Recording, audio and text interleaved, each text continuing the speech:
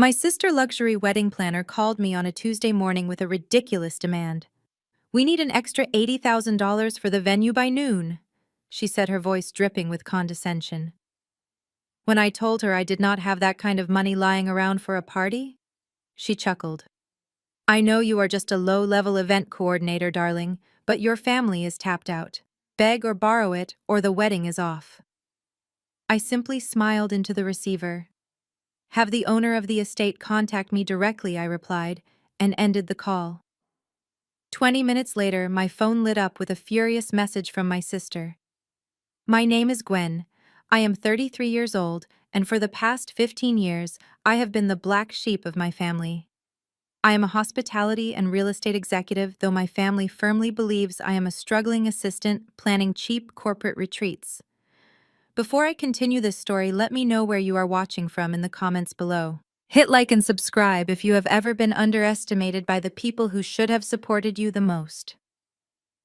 The morning started peacefully in my Manhattan penthouse overlooking Central Park. I had poured myself a cup of black coffee and opened my laptop to review the latest acquisition reports for Horizon Holdings. That is the real estate empire I built from nothing after my parents kicked me out of their house. I was in the middle of reading a financial breakdown when my personal cell phone rang. The caller ID showed an unknown number. I answered it with my usual professional greeting. "Is this Gwen?" a sharp nasal voice demanded on the other end of the line. I did not even get a chance to confirm before she launched into her tirade. "This is Giselle. I am the premier wedding planner for your sister Ashley. We have a massive crisis and you need to fix it immediately." I set my coffee mug down slowly. I had not spoken to my sister in 3 months. Our relationship consisted of her calling me only when she needed someone to belittle. "What kind of crisis?" I asked, keeping my tone entirely neutral. "The venue crisis." Giselle sighed loudly, as if speaking to me was a tremendous burden on her day. "Ashley is getting married at the Monarch Estate in the Hamptons. It is the most exclusive property on the East Coast. Only top-tier elites can even secure a booking there. Your parents, Richard and Barbara, promised to cover the entire cost to impress the groom's family. But suddenly, their credit lines are bouncing. We need an extra $80,000 to secure the presidential suite and the private beach access. Your mother told me to call you to collect the balance." I stared at my reflection in the window. My parents were supposedly wealthy importers, but I knew their business had been struggling for a while. Now they were trying to force me to foot the bill for a party I was barely invited to. "I am sorry, Giselle," I said calmly. "Why exactly is this my responsibility?" Giselle let out a harsh, mocking laugh. "Because you are the older sister, Gwen. Your parents are restructuring their assets right now. Ashley is marrying Trey. He is an investment banker from one of the wealthiest old-money African-American families in Atlanta. This wedding has to be flawless. Your mother said you work in event management. I know you only handle cheap corporate luncheons and you live in some tiny apartment in the outer boroughs, but you need to step up. Take out a loan, max out your credit cards, cash out whatever pathetic savings you have. If you do not pay this $80,000 by noon, the owner of the Monarch Estate is going to cancel the contract." The sheer audacity of the demand was almost impressive. Giselle had no idea who she was talking to. She had no idea that I did not live in a tiny apartment. She certainly had no idea that Horizon Holdings owned several luxury properties across the country, including the very estate she was currently standing in. I leaned back in my leather chair. "I will not be paying you a single cent, Giselle." "Excuse me?" Giselle gasped, her voice pitching upward in outrage. "Do you want to ruin your sister's life? Do you have any idea who you are dealing with? The owner of this estate does not tolerate late payments." I smiled. "I know exactly how the owner operates," I replied.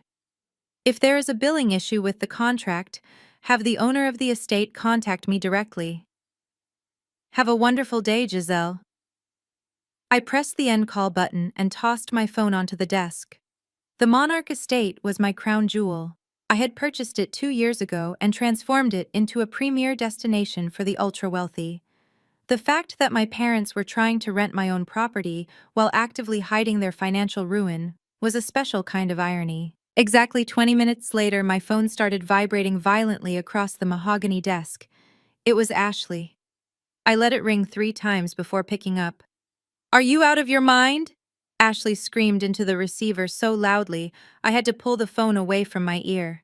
"How dare you disrespect Giselle like that? She is the most important planner in New York." "Hello to you too, Ashley," I said. "Do not play games with me, Gwen." She continued, her voice shrill and frantic. "Giselle just called me in tears. She said you refused to pay the venue fee and told her to call the owner. Are you trying to humiliate me in front of Trey and his family? Trey's parents are flying in on a private jet. They expect perfection." "I am not trying to humiliate anyone," I answered evenly. "I am simply refusing to pay $80,000 for a wedding I have no part in."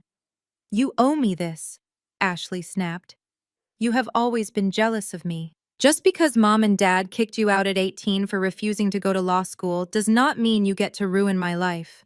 You are nothing but a glorified party planner.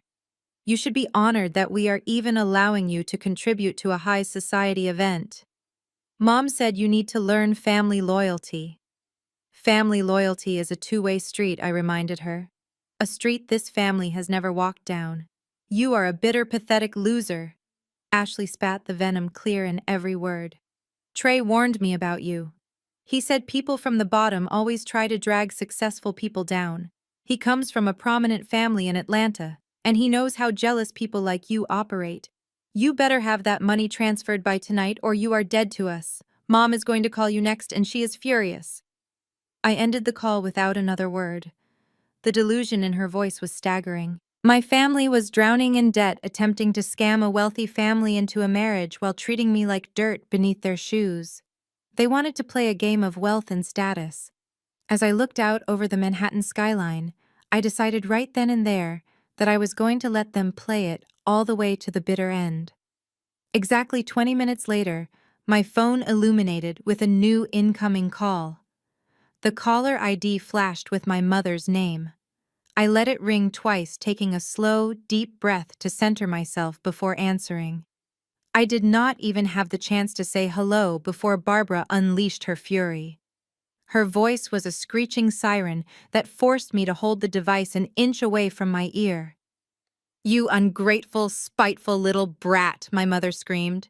"I just had to spend 20 minutes consoling your sister because she was hyperventilating into a paper bag.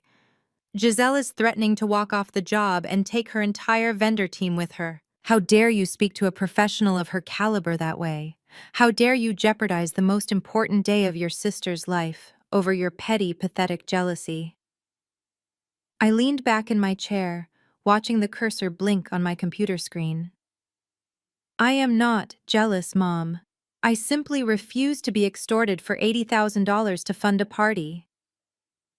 "Extorted," she gasped, as if the very word wounded her soul. "We are your family. We are offering you the privilege of contributing to a monumental milestone. But I should have known you would do exactly this. I told your father we should have completely cut ties with you the day you packed your bags at 18. You have been a massive disappointment since the moment you dropped out of law school." Her words were designed to cut deep, to drag me back to a time when I was young and vulnerable. She wanted to remind me of the night she and my father threw me out onto the street. I remembered the cold rain soaking through my thin jacket as my father tossed my single suitcase down the front steps. I remembered my mother standing on the porch, her arms crossed, telling the neighbors that I was just going through a rebellious phase and needed tough love. They had my entire life mapped out. A prestigious law degree, a corner office at a top-tier firm, a respectable life they could brag about at their country club. When I told them I wanted to pursue real estate and property development, they looked at me like I had committed a crime. "You threw all our sacrifices back in our faces to peddle cheap houses like some street corner hustler," my mother yelled through the phone, echoing the exact insults she had used 15 years ago. "You humiliated this family, Gwen. You dragged our good name through the mud to chase a pipe dream. And look where it got you. A nobody coordinating cheap events while your sister is about to marry into a dynasty." I remained absolutely silent, letting her exhaust her own breath. I remembered sleeping in my beat-up car, eating instant noodles and studying market trends by the streetlights. I remembered flipping my first dilapidated property, then my 10th, until I had enough capital to buy out the very firms my parents worshipped. They still thought I was a lowly event coordinator who dabbled in real estate on the side. They never bothered to actually check on my life. They never realized that the street corner hustler had become the sole owner of Horizon Holdings, a multi-billion-dollar empire. We are on the verge of the most important merger of our lives. My mother continued, her tone shifting from rage to a frantic desperation. Trey's family is flawless. They are absolute royalty in Atlanta. Old money, impeccable reputation, unparalleled connections. Your father and I are positioning this family for a massive financial elevation, and you are acting like a petulant child over a measly $80,000. Do you have any idea how hard we are working to keep up appearances? If Trey comes from such immense wealth, why is he not covering the venue shortage? I asked, keeping my voice perfectly calm, knowing exactly how to strike a nerve. That is not how high society works, my mother snapped defensively. We are the bride's family. We host. We provide the venue. It is a matter of pride and tradition. But of course you would not understand that. You live in a different world, a small, pathetic world, where $80,000 actually means something. Your father is closing a massive international shipping deal next month. All our capital is tied up in overseas logistics. We are simply facing a temporary liquidity issue. Temporary liquidity issue. That was a fancy term for being flat broke. David, my head lawyer, had already briefed me on Richard's failing import business. They were drowning in debt, scrambling to keep up the facade of wealth. Listen to me very carefully.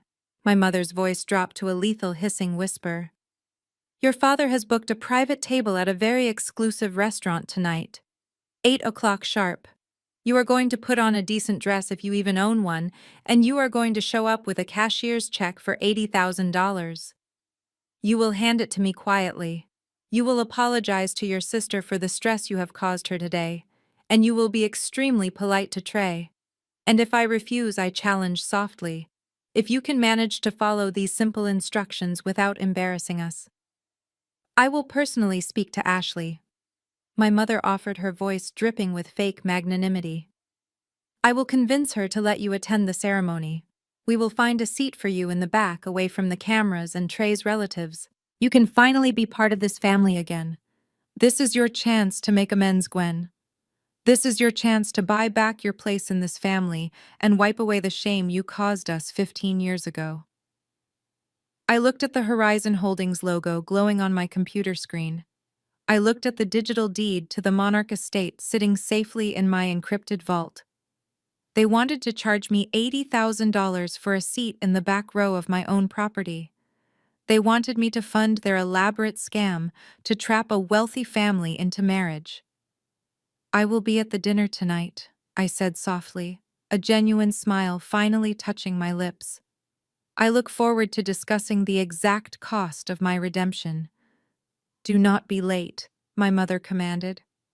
And for heaven's sake, try to look like you belong in a fine dining establishment. We do not want Trey thinking we associate with the lower class. She ended the call with a sharp click. I set my phone down and stood up, walking over to the floor-to-ceiling windows of my penthouse. The city buzzed below me, completely unaware of the storm I was about to unleash. My parents wanted to play a game of wealth and status.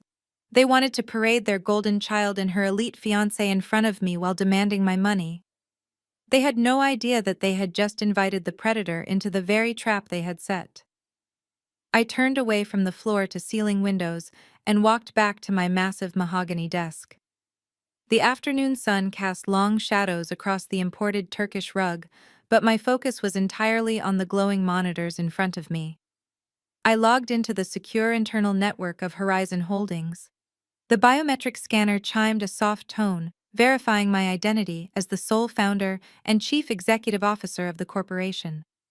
The dashboard loaded, displaying real-time data from dozens of luxury commercial properties, boutique hotels, and elite event spaces across North America. I typed a specific property code into the search bar, the Monarch Estate. Instantly, the screen populated with highly confidential documents. I clicked on the master deed. There it was, in stark black and white. 100% ownership vested entirely in my name under a subsidiary holding company. I had purchased the sprawling Hamptons property 2 years ago when it was facing foreclosure from its previous owner. I poured millions into renovating the grand ballroom, the private beach access, and the infamous presidential suite. It was now the most coveted wedding destination for billionaires, celebrities, and foreign dignitaries. And now my parents, who had literally thrown me into the freezing rain 15 years ago, were trying to rent my property to impress a wealthy family from Atlanta. The irony was almost too heavy to carry. They were desperately trying to scrape together $80,000 to pay me. I picked up my secure office phone and pressed the direct line to my chief legal counsel. David answered on the first ring. His voice was sharp and professional, exactly what I needed right now. Good afternoon, Gwen. I assume this call is about the alert I received regarding a certain venue contract in the Hamptons. You saw the frantic emails from Giselle's agency, I asked, leaning back in my chair. I did, David replied, a hint of amusement in his tone. The planner has been leaving increasingly hysterical messages with our property management team. She claims the clients are facing a minor banking delay, but guarantees the funds are secure. I pulled the background file on your father's import company just to be thorough. It is a disaster, Gwen. Richard is severely over-leveraged. His supply chain debt has multiplied, and his main creditors are preparing to file for insolvency. They are practically bleeding cash. They are using this wedding as a lifeline, I said, piecing together the timeline. Trey's family has serious old money. My parents are throwing a $500,000 party they cannot afford just to secure an alliance. They want to trap Trey's family into bailing out Richard's sinking ship. Precisely, David agreed. It is a classic high society bluff. Do you want me to terminate the venue contract immediately for breach of payment terms? We have every legal right to cancel the booking and retain their initial deposit. I smiled at the monitor. No, do not cancel a single thing. Leave the contract active. I want them to believe they can still pull this off. But I want you to put a strict monitor on the payment portal for the Monarch Estate. Let me know the exact second they attempt to run a credit card or wire a payment. I have a feeling they are going to do something incredibly stupid to get their hands on that $80,000. Understood, Gwen. David paused for a moment. Are you actually going to this dinner tonight? It sounds like a firing squad. I am going to walk right into the crosshairs, I replied. I will call you tomorrow morning with an update. I ended the call and glanced at the antique grandfather clock in the corner of my office. It was time to get ready. I left my study and walked down the hallway to my master suite. My walk-in closet was the size of most studio apartments in the city. It was meticulously organized, displaying rows of custom-tailored designer suits, silk evening gowns, and limited-edition Italian leather shoes. This was the wardrobe of a woman who commanded boardrooms and negotiated 9-figure acquisitions. But that was not the woman my family requested tonight. They wanted the failure. They wanted the impoverished event coordinator they could look down upon. I bypassed the luxury blazers and the expensive heels. I walked to the very back of the closet to a small section I kept specifically for occasions like this. I pulled out a simple, off-the-rack navy blue pantsuit that I had purchased years ago. It was clean, but noticeably cheap. The fabric lacked any real structure. I paired it with a basic white cotton blouse and a pair of scuffed black flats. I removed my diamond stud earrings and took off my expensive smartwatch, replacing it with a plain leather band watch. I pulled my hair back into a severe low ponytail and applied only the bare minimum of makeup. Looking in the full-length mirror, I barely recognized the billionaire real estate mogul. Staring back at me was exactly what Barbara and Richard expected to see. A tired, struggling woman who could not afford to keep up with their fabricated elite lifestyle. I grabbed a worn-out faux leather tote bag and headed for the private elevator. Usually my personal driver would be waiting downstairs in the armored black sedan.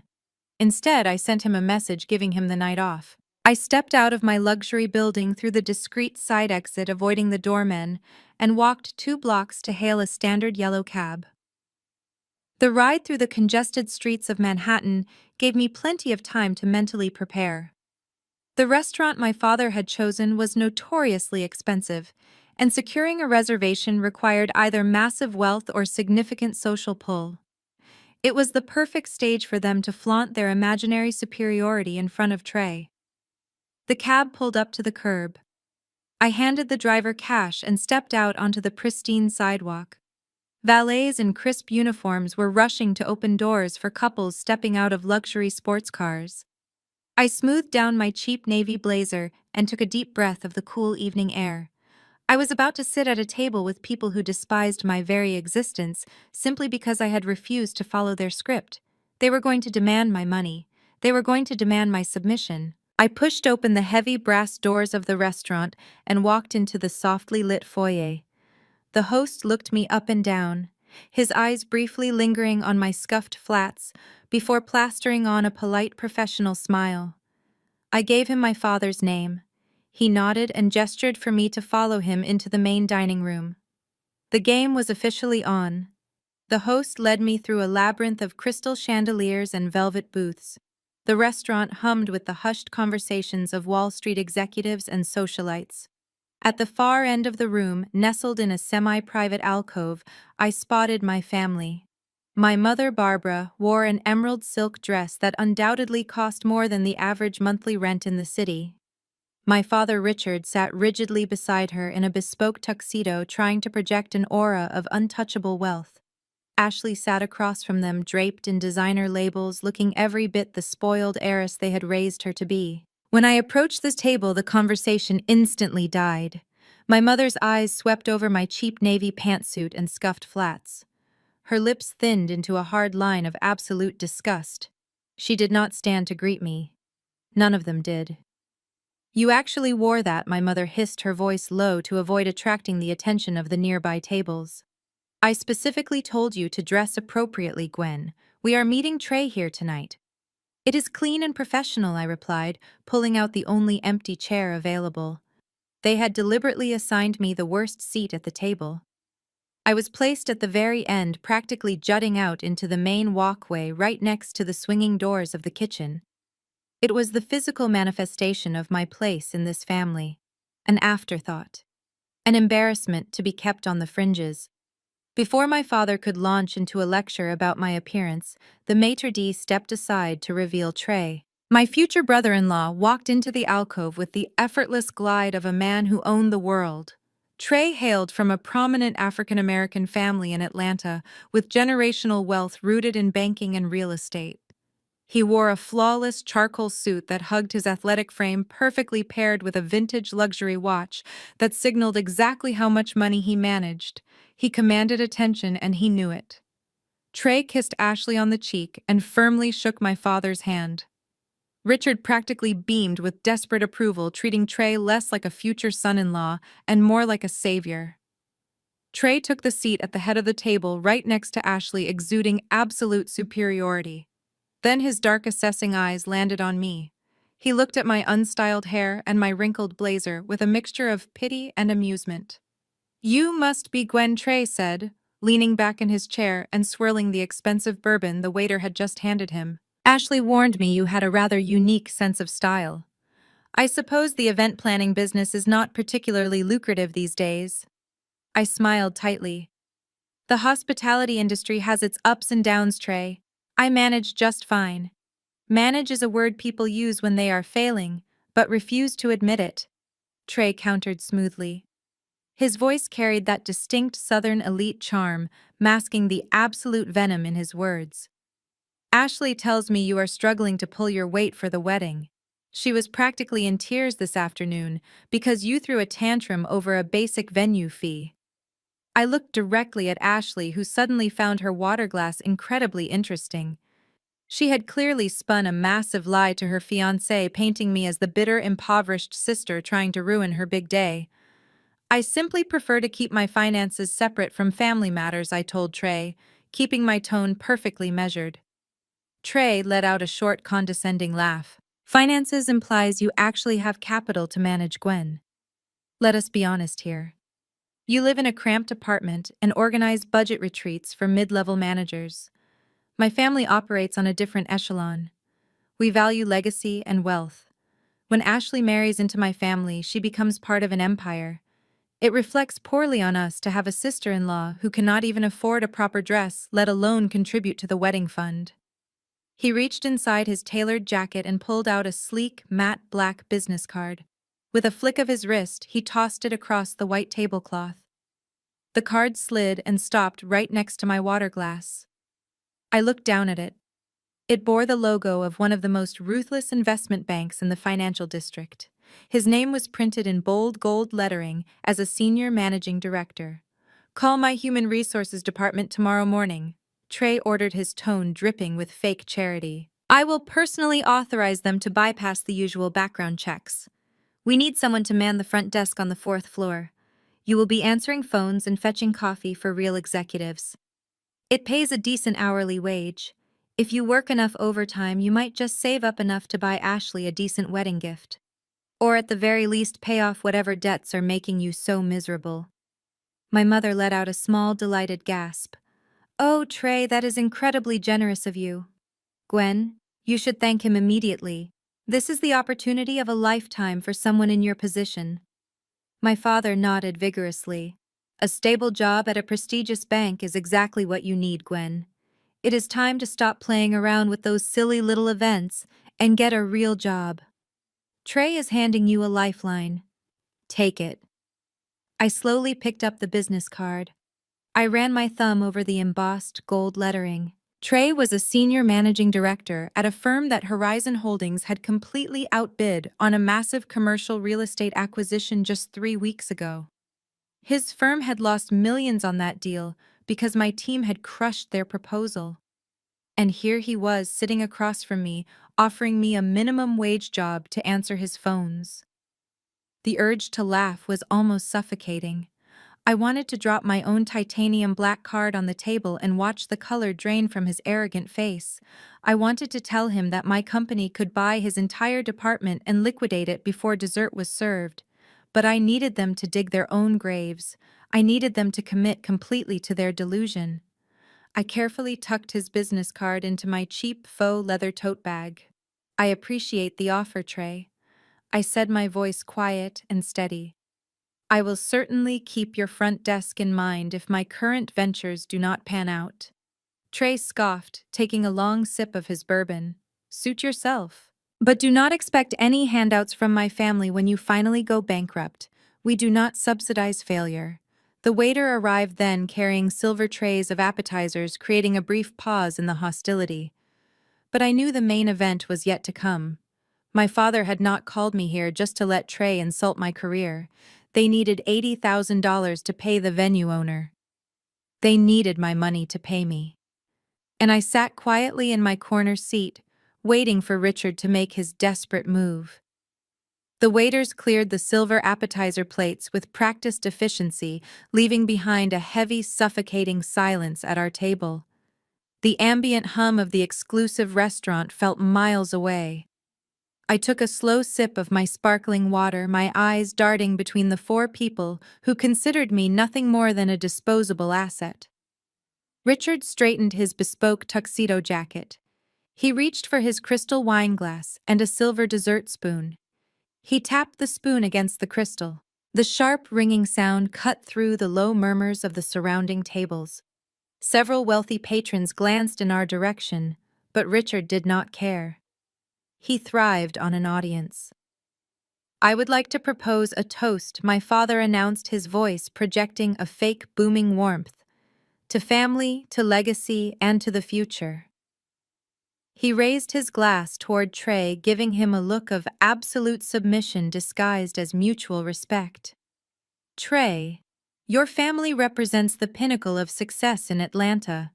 Your parents have built an empire of influence. When you marry Ashley, you are not just gaining a wife, you are merging 2 powerful lineages." Trey smirked, swirling his bourbon. "We certainly have high standards, Richard. My parents expect a flawless execution this weekend. Anything less would be an insult to our name. And flawless it shall be. Barbara quickly chimed in, her voice dripping with desperation. We are sparing absolutely no expense. The monarch estate is simply the beginning. Richard lowered his glass and turned his gaze to me. The fake warmth vanished instantly, replaced by a cold, calculating glare. The performance was over. It was time for the extortion. Gwen. My father began, his tone shifting into a sharp, commanding bark. As I mentioned on the phone, your mother and I are currently navigating a highly complex restructuring of our international shipping assets. We have millions tied up in European logistics. Because of this massive expansion, we are experiencing a brief, insignificant domestic cash flow delay. I kept my face entirely blank. The lie was so rehearsed, so polished, that I almost admired his dedication to the delusion. David had already sent me their bankruptcy filings. They did not have millions in Europe. They barely had enough in their checking account to cover the valet parking outside. The venue owner is demanding an immediate clearance of an $80,000 fee. Richard continued, leaning across the table and invading my personal space. On top of that, we have last-minute vendor upgrades to ensure Trey's family is properly accommodated. We need liquid cash immediately. He did not ask. He stated it as an irrefutable law of nature. And how does your liquidity issue involve me? I asked, keeping my voice perfectly level. I had my accountant run a background check on your finances, Richard stated, completely ignoring the massive violation of privacy. You own a small apartment in Brooklyn. It is not much, but you have been paying the mortgage for years. You have enough equity built up to secure a fast, high-yield cash loan. I stared at him. He had actually investigated my fake apartment, the modest two-bedroom unit I maintained, strictly for appearances, to see how much blood he could squeeze from the stone. I have already spoken to a private lender, my father ordered, sliding a thick manila envelope across the white tablecloth until it hit my water glass. The paperwork is inside. You are going to sign a second mortgage on your apartment tomorrow morning. We need you to take out exactly $150,000. The funds will be wired directly into my business account by noon. The sheer audacity hung in the air. He wanted me to risk the only home he thought I possessed, to take on a massive, crippling debt just to fund a single weekend of fake luxury. Are you out of your mind? I asked softly, pushing the envelope back toward him.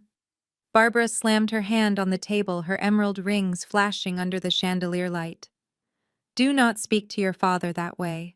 Trey's family highly values financial strength. They expect a spectacular display of wealth. You are the older sister, Gwen. You must sacrifice so your sister has a solid standing in high society. It is your absolute duty to ensure Ashley is not embarrassed in front of her new in-laws. My duty, I repeated, letting the words sink in. You threw me out onto the street when I was 18 with nothing but the clothes on my back. You disowned me. And now, 15 years later, my duty is to plunge myself into $150,000 of debt to pay for a party. It is not just a party, Ashley shrieked, her voice echoing loudly enough that the maitre d' took a hesitant step toward our alcove. It is my wedding. It is the most critical day of my life. You live a pathetic, miserable existence anyway. What does it matter if you have to pay off a loan for the next 20 years? You owe me this for being such a constant embarrassment to our name. Trey chuckled, shaking his head as if he were watching a pathetic reality television show. Listen to your father, Gwen. You are clearly out of your depth. Sign the papers, take the loan, and keep your sister happy. Like I said, you can work the reception desk at my firm to pay off the interest. Think of it as character building. I looked at the four of them. They were a circle of predators, entirely convinced that they had cornered their prey. They thought I was weak, terrified, and desperate for their approval. They thought the threat of being excluded from this glamorous facade would force me to sign away my life. I picked up the manila envelope. Richard smirked, assuming I had surrendered. Barbara let out a long, theatrical sigh of relief. I held the envelope up, maintaining eye contact with my father, and tore it cleanly in half. No, I said. The single word cracked like a whip across the table. I tore the envelope again, letting the shredded loan documents fall directly onto my empty dinner plate. I will not give you a single cent, I stated, my voice radiating absolute authority. I will not mortgage my home. I will not fund your delusions, and I will certainly not finance a wedding for a sister who despises me, and a man who insults me. The reaction was instantaneous and explosive. Richard turned a violent shade of purple, his jaw clenching so hard I thought his teeth might shatter. Barbara gasped, clutching her chest as if she had been physically struck. But Ashley's reaction was pure, unfiltered chaos. Her face contorted into a mask of rage. She let out a high-pitched, guttural sob, forcing tears to spill over her heavily contoured cheeks. She began to hyperventilate loudly, ensuring every patron in the restaurant turned to witness her manufactured trauma. "You are a monster!" Ashley screamed, pointing a manicured finger directly at my face. "You are trying to destroy my happiness because nobody will ever love you." She reached into her designer handbag, her hands shaking with dramatic flair. She pulled out a thick gold embossed envelope. It was the formal wedding invitation written in elegant calligraphy bearing my name. "You are dead to me," Ashley shrieked. She gripped the heavy cardstock and ripped it violently down the middle. She tore the invitation again and again, panting heavily before standing up and throwing the jagged, destroyed pieces directly at my chest. The shredded paper fluttered down, landing perfectly on top of the ruined loan documents on my plate. "You are uninvited," Ashley wailed, collapsing back into Trey's arms and burying her face in his expensive suit jacket. "I never want to see your ugly, poor face again." Trey glared at me, wrapping a protective arm around his weeping fiancée. "You are truly a miserable piece of work, Gwen. You just ruined your only chance to associate with real power." I looked down at the shredded invitation in my lap. I did not flinch. I did not raise my voice. I simply brushed the torn paper off my cheap navy blazer, knowing exactly what kind of hell I was going to unleash on them tomorrow. Richard stood up so fast, his heavy oak chair scraped violently against the polished marble floor. The sharp grating noise echoed across the elegant dining room, causing several wealthy patrons to snap their heads in our direction. His face was a mask of pure, unfiltered rage, the veins in his neck bulging against his bespoke tuxedo collar. "You are an absolute disgrace to the blood in your veins," he snarled, his voice vibrating with a dangerous low frequency. "We offer you a hand to pull you out of your pathetic, miserable life, and you spit in our faces." Barbara gathered her emerald silk wrap, pulling it tightly around her shoulders, as if my very presence was a disease she might catch. "Do not ever call us again," my mother hissed, her eyes narrowing into cold slits. "You are completely cut off. When your miserable little event planning gig goes under, do not come crawling back to us begging for shelter. You are entirely on your own in this world." Trey helped Ashley to her feet, keeping one protective arm around her waist, while she continued to produce fake, tearless sobs. "Let us go," Trey commanded, glaring down at me with absolute contempt. "She is not worth another second of our time. People like her are destined to stay at the bottom. She lacks the vision and the class to ever understand what we are building." Before turning away, Richard reached into the inner pocket of his tuxedo jacket. For a split second, I thought he was actually going to pay for the extravagant meal they had just consumed to maintain his wealthy facade in front of Trey. Instead, he raised his hand and snapped his fingers aggressively at the nearest waiter. The young man hurried over, carrying a sleek black leather check holder. Richard snatched it from the waiter's hands and tossed it directly onto my chest, right over the shredded pieces of the wedding invitation. "Consider this your final lesson in family loyalty," my father sneered, leaning over the table. "Since you refuse to contribute a single cent to your sister's future, you can pay for her dinner. Trey ordered the vintage reserve bourbon, and your mother had the imported caviar. It is the least you can do. Maybe washing dishes in the back kitchen tonight will teach you some much-needed respect for your betters." They turned in unison and marched out of the alcove, a parade of toxic entitlement and fake superiority. I sat completely still, watching their retreating backs as they navigated through the maze of crystal chandeliers and velvet booths. They held their heads high, projecting an image of untouchable elite status. They did not look back once. They walked out of the heavy brass doors, stepping into the crisp Manhattan night, leaving me alone at a table littered with half-eaten lobster tails, empty bourbon glasses, and shredded documents. The young waiter stood awkwardly nearby, shifting his weight from one foot to the other. He had witnessed the entire humiliating spectacle. He looked at my cheap navy blazer, my unstyled hair, and my scuffed flats. I could see the panic and deep pity in his eyes.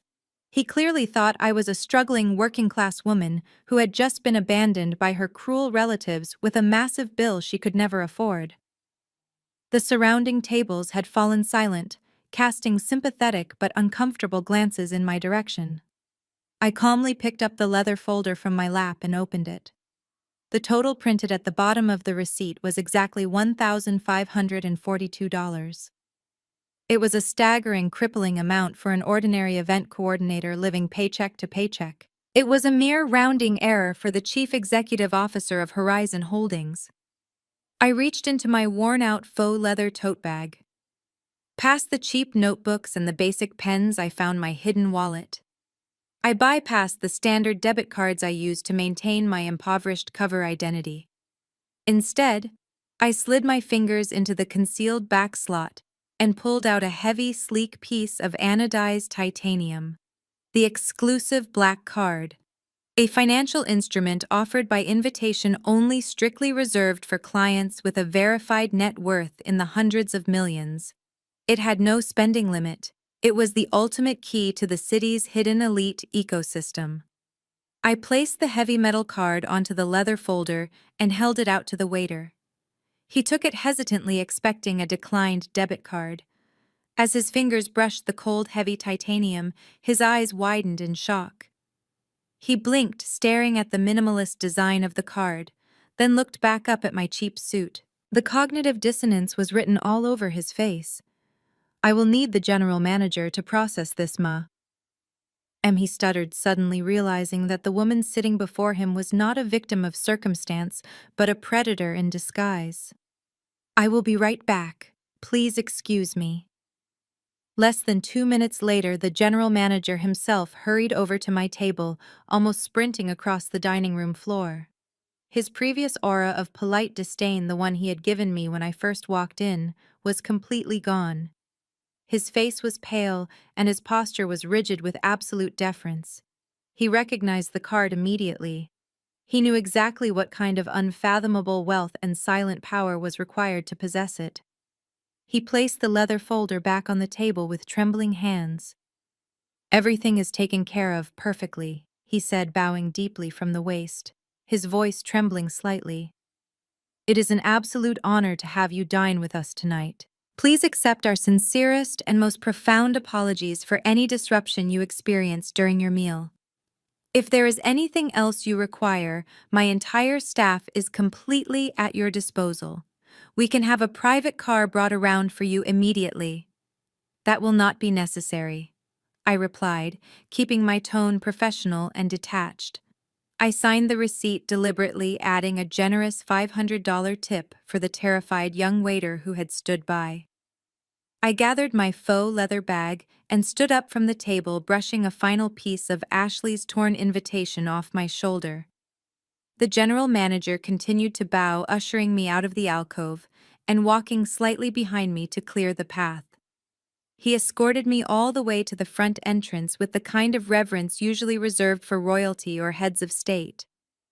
The host, who had looked down on my shoes earlier, now rushed to hold the heavy brass doors open for me, averting his eyes respectfully. I stepped out into the cool city air. My family was long gone, completely oblivious to the scene that had just unfolded behind them. They were probably sitting in a luxury rideshare right now, patting themselves on the back for putting me in my place. They thought they had left me broken and humiliated, crushed under the weight of a restaurant bill I would have to beg to pay off. They believed they had won the ultimate victory, asserting their dominance over the family failure. They had absolutely no idea that I had just bought their entire reality. I walked down the block, blending seamlessly back into the crowded Manhattan sidewalk, a ghost moving through the city. I pulled out my phone and sent a single text message to David, my head lawyer. Proceed to the next phase. Lock the trap. Tomorrow morning I was going to tear their fragile, pathetic world entirely apart. I woke up early the next morning feeling entirely refreshed, despite the absolute hostility of the previous night. The crisp morning sunlight poured through the massive windows of my Manhattan penthouse, illuminating the pristine hardwood floors. I had just finished my morning workout and poured a cup of dark roast espresso when the private elevator chimed directly into my foyer. David stepped out carrying a thick leather briefcase. As the chief legal counsel for Horizon Holdings, he usually sent my daily briefings via our encrypted secure server. His physical presence at 7 in the morning signaled an absolute emergency. He did not bother with pleasantries or offering a good morning. He walked straight to my marble kitchen island and pulled out a stack of documents marked highly confidential. "Gwen, we have a massive breach," he said, his voice tight with urgency as he spread the papers across the granite surface. "I intercepted a severe red flag on your personal credit monitoring matrix at 3 in the morning. Your parents did not just demand you take out a mortgage at the restaurant last night. They had a sinister backup plan ready to execute the moment you refused." I leaned against the counter, taking a slow, deliberate sip of my coffee. "Tell me exactly what they did, David." He slid a printed application form toward me, tapping a manicured finger on the bottom right corner. "Barbara and Richard used your social security number to apply for a $200,000 loan from a highly predatory black market lending group. They bypassed traditional banking security by forging your signature on every single document. They used your old childhood address and fabricated several years of tax returns to make it look like you were applying for emergency business funding to keep a struggling event company afloat." I stared at the forged signature on the bottom line. It was a remarkably accurate copy of my handwriting. They must have practiced it for weeks, anticipating my refusal at the dinner table. They were actively trying to steal $200,000 in my name. They knew the interest rates on these black market loans were exorbitant, designed to trap the borrower in a cycle of endless repayment. They fully intended to take the cash and leave me with crippling debt that would eventually destroy my financial standing and personal credit. They wanted to completely ruin me just to fund Ashley's extravagant wedding. The audacity is staggering. David continued pacing across the wide kitchen floor, his sophisticated suit catching the morning light. But I knew there had to be a deeper reason for them to risk committing a federal crime. I dug into Richard's corporate accounts to understand why they would suddenly turn to shadow lenders. I hacked into the public commercial records and cross-referenced them with their offshore shell companies. "Gwen, your father's import business has been completely bankrupt for 8 full months. They have absolutely zero liquid assets left to their name. Their corporate credit cards are maxed out to the limit, and they are currently facing multiple lawsuits from unpaid overseas suppliers." I looked up from the forged documents, slowly putting the pieces of the puzzle together. The designer clothes my mother wore, the country club memberships they bragged about, the boastful speeches at the restaurant last night. It was all a carefully constructed illusion. A massive, fragile house of cards, waiting for a strong breeze to knock it down. "So how are they paying for a $500,000 wedding?" I asked, my mind calculating the sheer scale of their deception. "They are not," David replied, stopping in front of me and crossing his arms. "They are using this entire wedding as a brilliant bait and switch operation. They are pouring every last stolen cent they can find into projecting an image of extreme wealth to impress Trey's family." Trey belongs to the elite banking sector in Atlanta. His parents control a massive venture capital firm that deals in 9-figure acquisitions. Richard and Barbara are using Ashley to secure a strategic financial alliance. They are planning to pitch a fake expansion project to Trey's father right after the wedding ceremony concludes. They want to extract a $5 million investment from his prestigious family to silently bail out their sinking ship. They are trying to scam the billionaires. The sheer scale of their delusion was almost admirable. They were playing a high-stakes game of poker with absolutely no chips in their hands. They genuinely thought they were the smartest people in the room, outsmarting both me and Trey's arrogant lineage. They were willing to sacrifice my freedom and my future just to maintain their elite facade. "I will call the federal authorities immediately," David stated, pulling out his phone and opening his contacts. "We have enough hard evidence of identity theft and wire fraud to have Richard and Barbara arrested before noon. They will be in handcuffs before they even pick up their morning coffee." I reached out and placed my hand over his phone, pushing it down gently against the marble counter. "No, David," I said, keeping my voice dangerously quiet and perfectly composed. "Do not call the police. Do not alert the authorities. Let them proceed with the illusion." David looked at me in complete disbelief, his eyes widening. "Gwen, they committed a serious felony against you. If this loan processes, you will be legally liable for the initial transfer. You cannot let them get away with this level of financial abuse." I smiled, looking down at the forged signature that was supposed to seal my doom. "They want to play the elite society game. Let us give them the exact rope they need to hang themselves. Contact the lending agency through our backdoor corporate channels. Use our financial leverage to intercept the approval process. I want you to freeze the loan application in a perpetual pending state. Do not explicitly deny it, but do not let the funds transfer under any circumstances. I want Richard and Barbara to log into their portal and see that the money is supposedly on its way.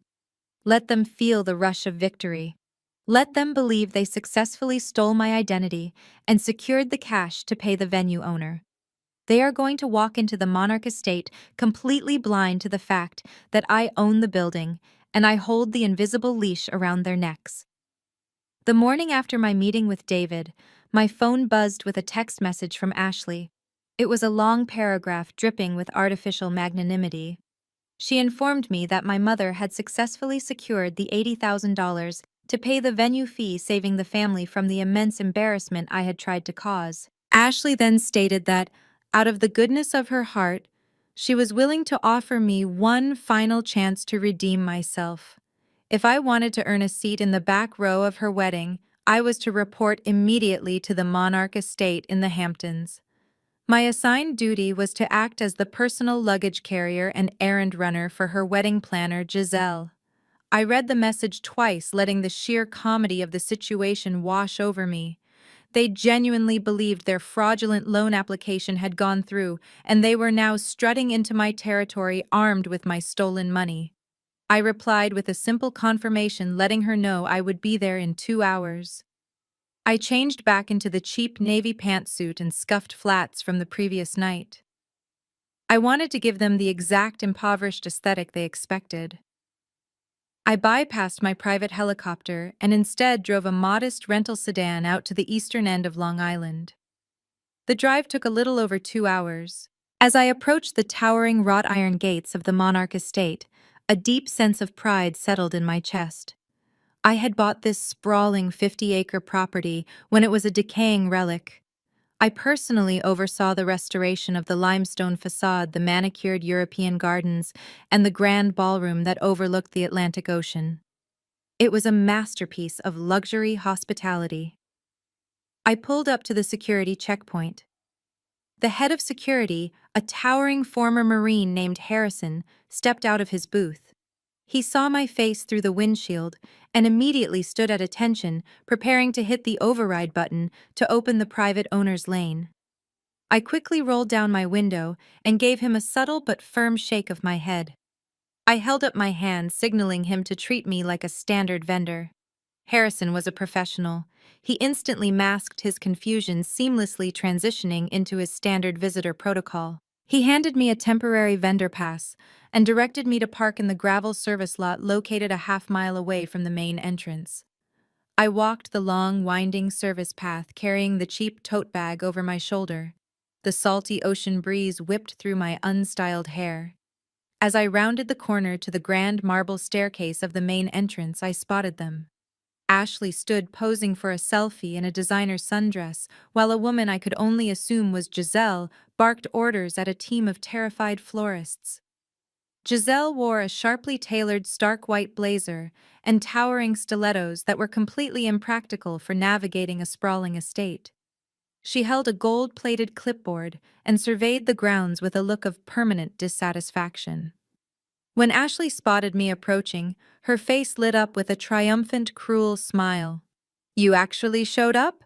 Ashley sneered, crossing her arms as I reached the bottom of the marble steps. "I am honestly surprised. Mom said you would be too ashamed to show your face after we handled the venue fee without your help. But I suppose you finally realize this is your only chance to associate with high society." I kept my expression entirely neutral.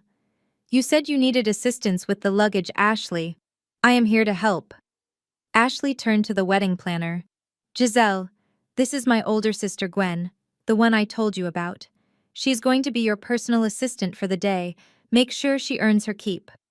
Giselle slowly turned her head and subjected me to a grueling top-to-bottom visual inspection.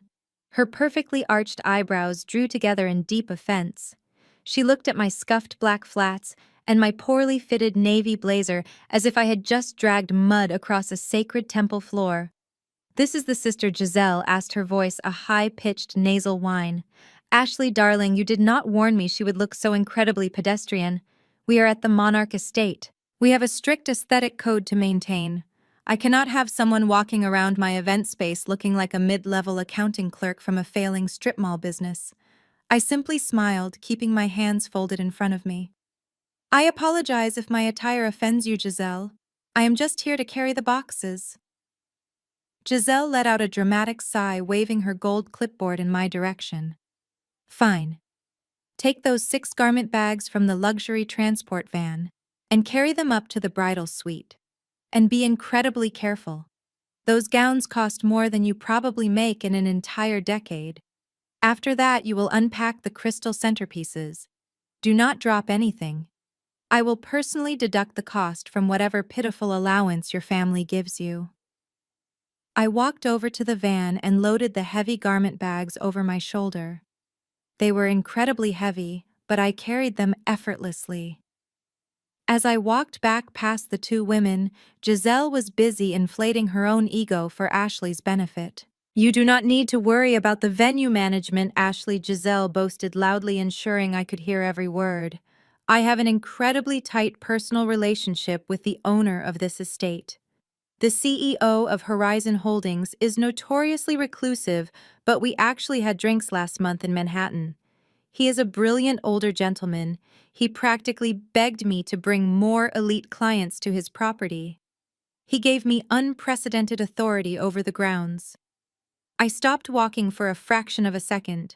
I had to bite the inside of my cheek to keep from bursting into laughter. Giselle was standing on my driveway, staring directly at the 33-year-old female founder of Horizon Holdings and spinning an elaborate lie about having drinks with an older gentleman.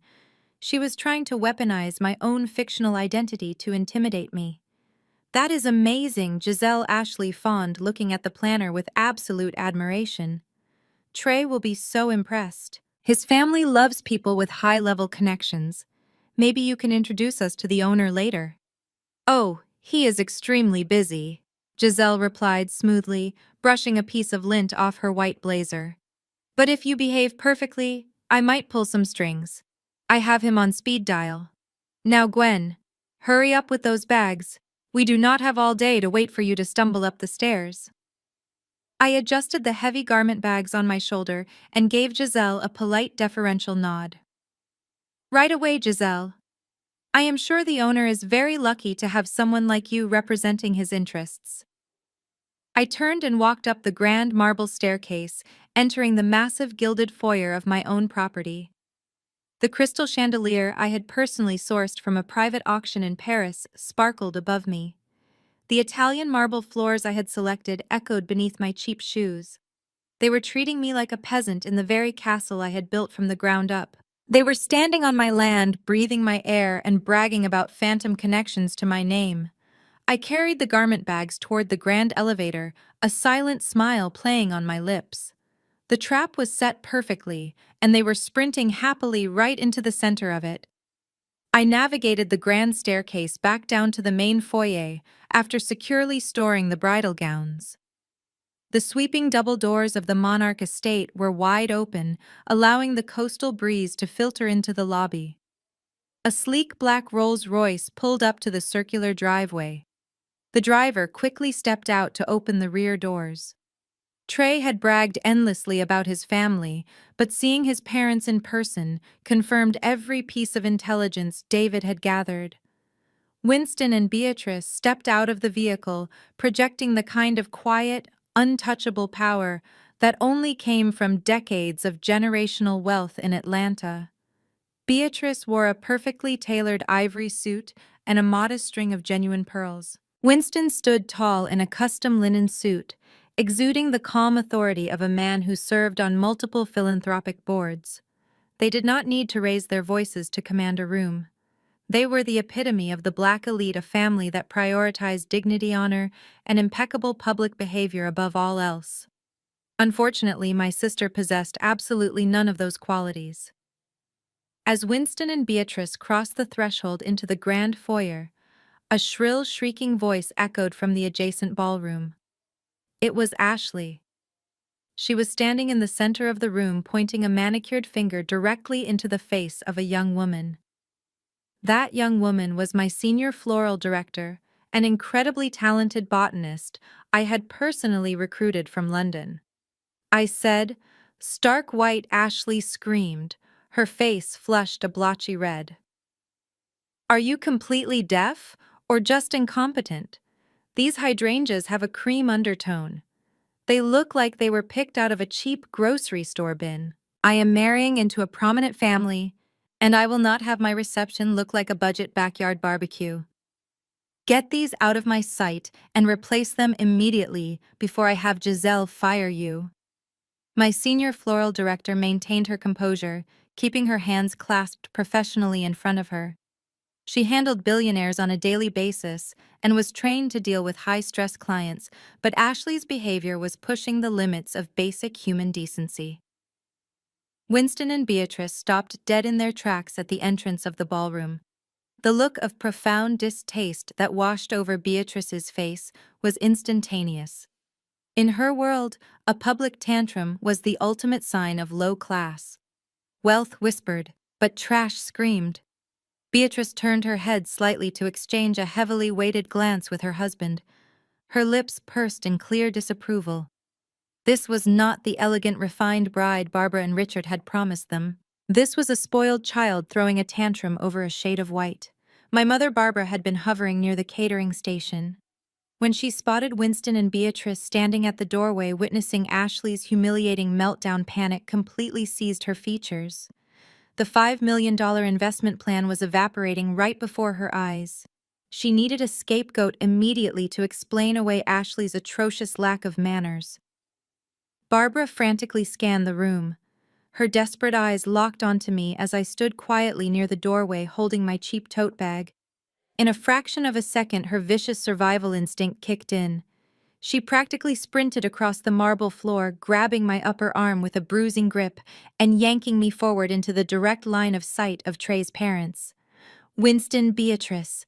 My mother gasped, forcing a wide, breathless smile onto her face as she dragged me toward them. I am so incredibly thrilled you arrived safely. Please forgive the slight elevation in volume you just heard. We are dealing with a rather unfortunate family situation this morning. Beatrice raised a single, perfectly sculpted eyebrow. Her gaze shifted from Ashley, who was still fuming in the center of the room, to me, and then back to my mother. It sounded as though Ashley was quite distressed with the venue staff. Beatrice noted her tone polite, but chillingly cold. We hold the people who work for us to a high standard, but we never forget our manners, Barbara. Oh, it is not the staff at all, my mother lied seamlessly, tightening her grip on my arm until her nails dug into my sleeve. It is Gwen, my eldest daughter. She shoved me slightly forward, presenting me like a piece of defective merchandise. Beatrice and Winston looked at my scuffed flats and my poorly fitted navy blazer. I kept my face entirely devoid of emotion. Gwen has been struggling with some very severe personal and financial failures recently. Barbara continued, her voice dripping with manufactured maternal sorrow. She has always been incredibly jealous of Ashley's success. It breaks my heart to say this, but Gwen has been deliberately sabotaging the floral arrangements and moving the seating charts this morning just to stress her sister out. Ashley is normally the sweetest, most poised girl in the world. But Gwen has pushed her to the absolute breaking point today by ruining the decor. The sheer magnitude of the lie was breathtaking. Barbara was willing to paint her own daughter as a mentally unstable, jealous saboteur just to cover up Ashley's horrific personality. She was feeding me to the wolves to save her fraudulent financial alliance. Beatrice looked at me, her expression hardening. She clearly bought my mother's desperate fiction. In Beatrice's world, a bitter, impoverished older sister trying to ruin a grand wedding was a plausible narrative.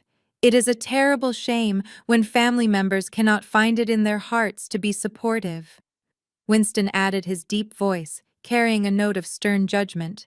Jealousy is a destructive force, young lady. You should be uplifting your sister on her momentous day, not causing her unnecessary distress. I looked directly into Winston's eyes. I did not defend myself. I did not scream or cry or call my mother a liar. If I caused a scene right now, I would only validate their assumptions and give my mother exactly what she wanted. I needed them to feel completely secure in their false superiority. I apologize if my presence has caused any disruption to the aesthetic of the morning. I said, my voice perfectly modulated and respectful. I am only here to carry the luggage and assist where needed. I will ensure the hydrangeas are dealt with immediately. Beatrice gave a stiff, approving nod, clearly satisfied that I knew my place at the bottom of the social hierarchy. Barbara let out a loud, dramatic sigh of relief, releasing my arm and turning her attention fully to her wealthy guests.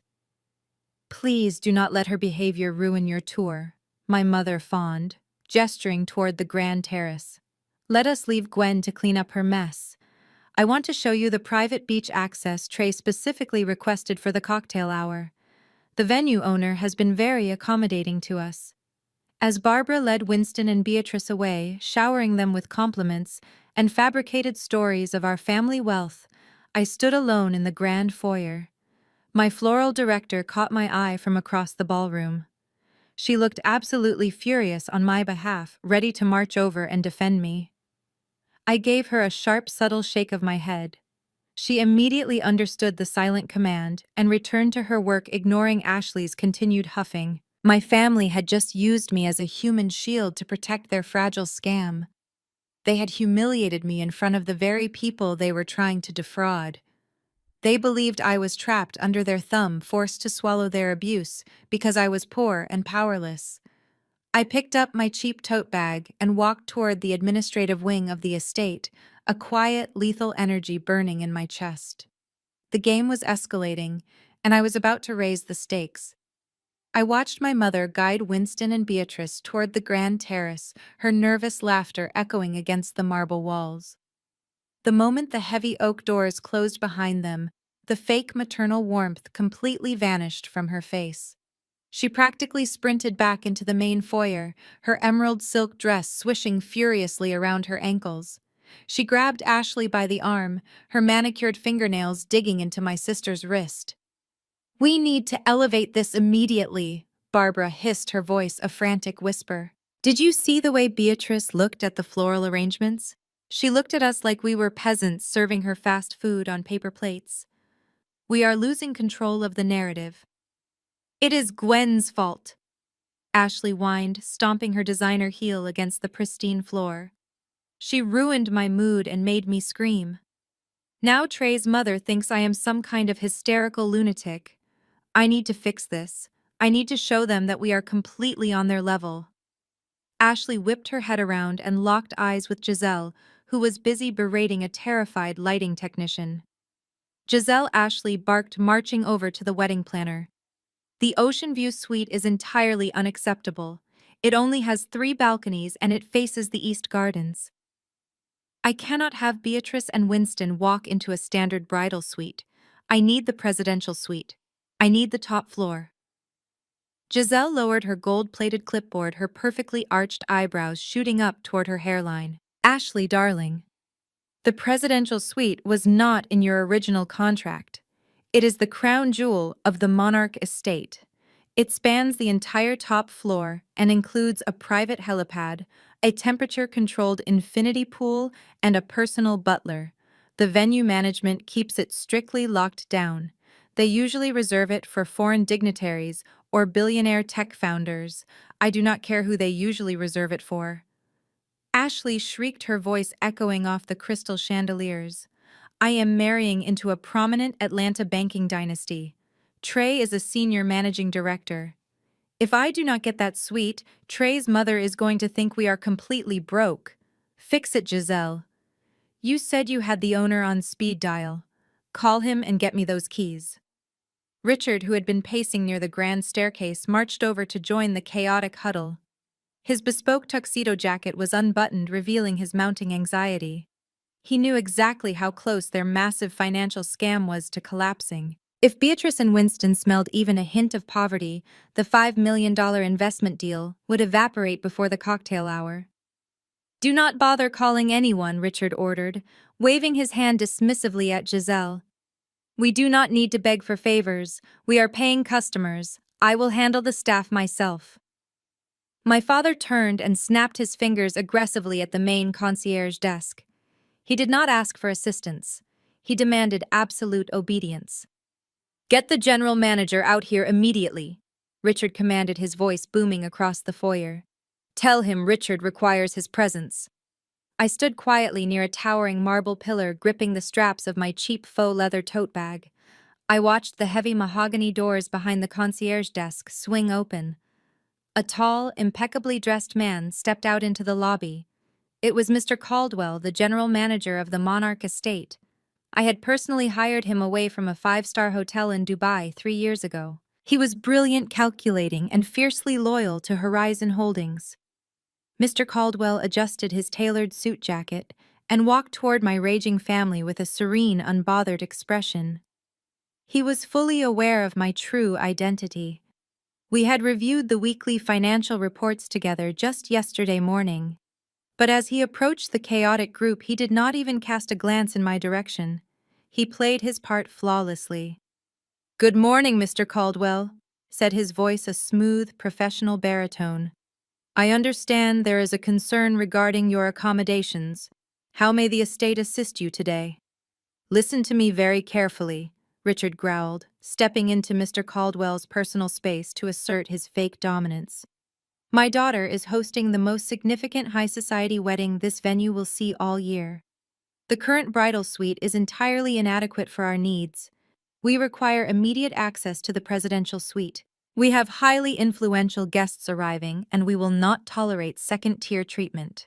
Ashley crossed her arms, glaring at the manager. If you do not hand over those keys right now, I will personally ensure this entire estate is ruined on social media. My fiancé controls billions of dollars in assets. Do not make us destroy your reputation. Giselle chimed in, pointing her gold pen at Mr. Caldwell. I highly suggest you comply. I have a very close personal relationship with the owner of this property. If you refuse to accommodate my bride, I will have you fired by the end of the day. The sheer level of delusion was intoxicating. They were standing in my house, threatening my most trusted employee with my own fictional wrath. Mr. Caldwell did not flinch. He did not break his professional smile. He simply folded his hands behind his back and absorbed their ridiculous demands. He knew the protocol. He knew he held the ultimate authority.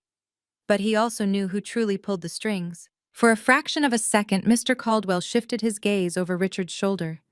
His sharp eyes cut through the bustling lobby and landed directly on me. I stood perfectly still in the shadows of the marble pillar. I looked right back at him. Slowly, deliberately, I gave him a single, almost imperceptible nod. It was the green light. The trap door was wide open, and it was time to let them step onto the fragile wood. Mr. Caldwell smoothly returned his attention to my red-faced father. He offered a slight deferential bow. "I completely understand your position, sir," Mr. Caldwell said, his tone dripping with polished corporate grace. "We always strive to provide our elite clients with the utmost luxury. The presidential suite is indeed vacant this weekend. We can certainly accommodate the upgrade immediately and arrange for the private butler to transfer your daughter's luggage." Ashley let out a loud, triumphant squeal, clapping her hands together. She shot a venomous, gloating look in my direction as if to say she had just conquered the world. Richard puffed out his chest, adjusting his tuxedo lapels with intense pride. Barbara practically vibrated with relief, knowing she could now flaunt the top-floor suite to Trey's wealthy parents. "See, Giselle," Ashley bragged loudly. "That is how real power works. You just have to demand what you deserve." Mr. Caldwell raised a single hand politely, pausing their celebration. "However, there is a strict operational policy regarding impromptu upgrades of this magnitude." Mr. Caldwell continued, his voice lowering into a serious, unyielding register. "Because the presidential suite was not secured in your original contract, we cannot simply invoice the amount. The estate's policy requires an immediate and direct card payment to release the keys." Richard waved his hand arrogantly. "Fine, fine. Add the upgrade fee to the final bill. We are good for it." "I'm afraid you misunderstand, Sir Mr. Caldwell replied, his smile turning into a polite but lethal barrier. "We require a direct card swipe at this exact moment. We will need to process a payment of exactly $50,000 right now to authorize the upgrade." The lobby fell completely silent. The triumphant grins vanished from my parents' faces, instantly replaced by a stark, suffocating panic. $50,000. Liquid cash. Due immediately. They had absolutely nothing left. Their bank accounts were empty. Their credit lines were exhausted. And I stood in the corner watching the invisible noose tighten perfectly around their necks. The silence in the grand foyer was absolute. $50,000. Liquid cash. Due immediately. Richard stood completely frozen, his tailored tuxedo suddenly looking like a straitjacket. I watched a single bead of sweat form at his temple and slowly roll down his jawline. He opened his mouth to speak, but no words came out. His massive shipping empire illusion was crashing into a solid brick wall of reality. Ashley looked at our father, her eyes wide with impatient expectation. "Well, pay the man, Dad," she whined, oblivious to the financial death spiral happening right beside her. "Trey is going to be back from the terrace any minute. I need those keys in my hand." Just as she spoke, the heavy oak doors from the grand terrace swung open. Winston and Beatrice stepped back into the climate-controlled lobby, their tour concluding earlier than expected. They walked toward our chaotic group, projecting that same effortless Southern elite grace. Trey walked a few steps behind them, checking his vintage luxury watch. My mother Barbara saw them approaching. Panic and opportunity collided in her eyes. She knew Richard had absolutely zero access to $50,000. She also knew that if Winston and Beatrice witnessed them failing to secure a simple hotel suite, the entire $5 million investment pitch would be completely annihilated. Barbara made her move. She straightened her spine, plastered on a blindingly fake smile, and stepped proudly in front of my father. "Oh, Richard, darling, do not even bother pulling out your corporate card," Barbara announced, her voice artificially loud and cheerful, ensuring the approaching Atlanta elites could hear every single syllable. "You have handled enough of the wedding expenses this week. Let me take care of this tiny upgrade fee. It is my gift to our beautiful daughter." She reached into her designer handbag with a flourish. Her fingers emerged holding a pristine platinum credit card. I recognized it instantly. It was the card linked directly to the fraudulent loan account. The very same loan they had illegally secured by forging my signature and using my social security number. They genuinely believed that $200,000 of stolen black market money was sitting safely in that account, waiting to fund their delusions of grandeur. Barbara slapped the card onto the polished mahogany concierge desk with an arrogant snap. "Run it for the full $50,000, Mr. Caldwell," she commanded, tilting her chin upward. "And please have the butler bring a bottle of your finest champagne up to the top floor. We have much to celebrate." Winston and Beatrice paused a few feet away, polite smiles on their faces, but their sharp eyes were carefully observing the transaction. In their world, screaming out the cost of a hotel room and aggressively slamming down a credit card was the epitome of new money desperation. But Barbara was too blinded by her own ego to read the room. Mr. Caldwell did not react to her rudeness. He picked up the platinum card with practiced elegance. "Certainly, madam," he said, picking up the sleek wireless payment terminal. "Processing the upgrade fee now." I stood motionless behind the marble pillar, my heart beating a steady, calm rhythm. I watched Mr. Caldwell insert the card into the terminal. He pressed the confirmation button. The machine beeped a soft, high-pitched tone indicating the connection to the banking server. 1 second passed. Richard puffed his chest out, stealing a confident glance at Winston. 2 seconds passed. Ashley crossed her arms, smirking triumphantly at the terrified floral director who was still lingering nearby.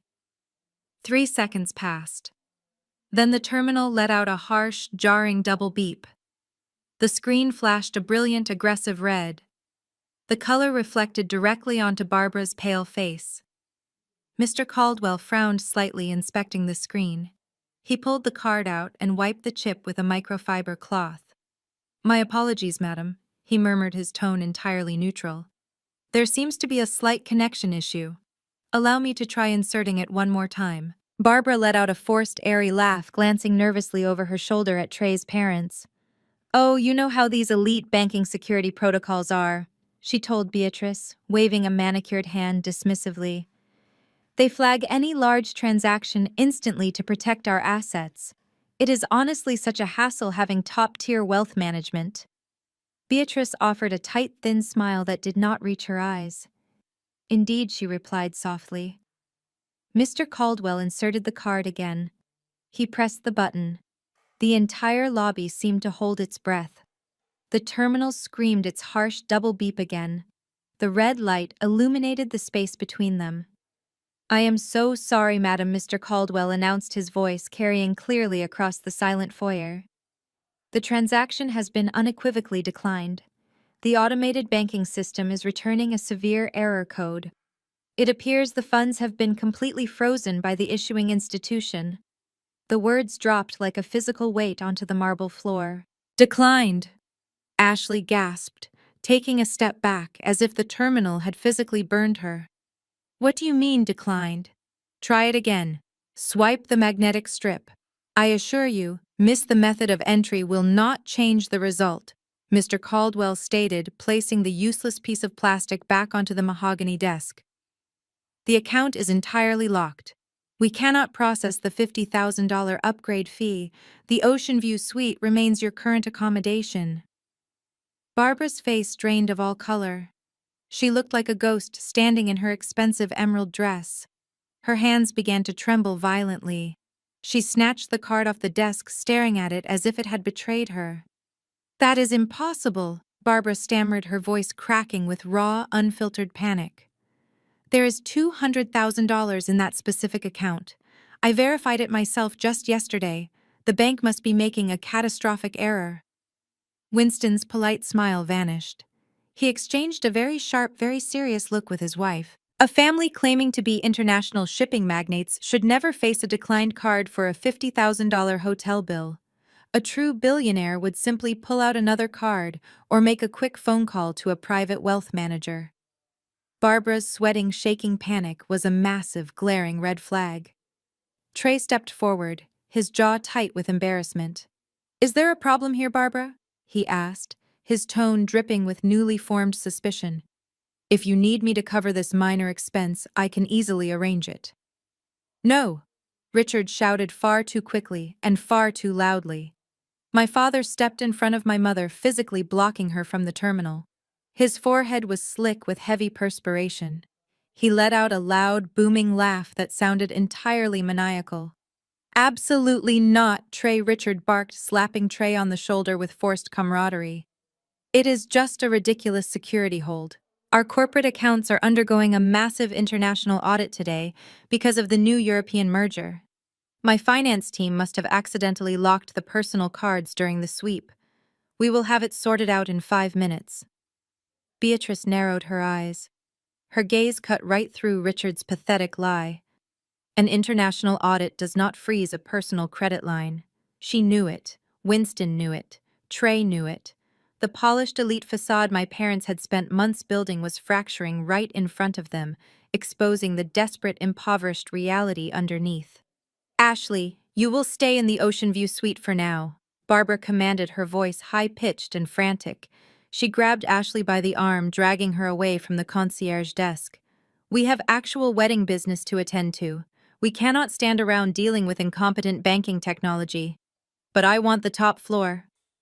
Ashley whined, digging her heels into the marble floor. We will fix it later. Richard snapped his eyes, darting wildly toward Winston and Beatrice.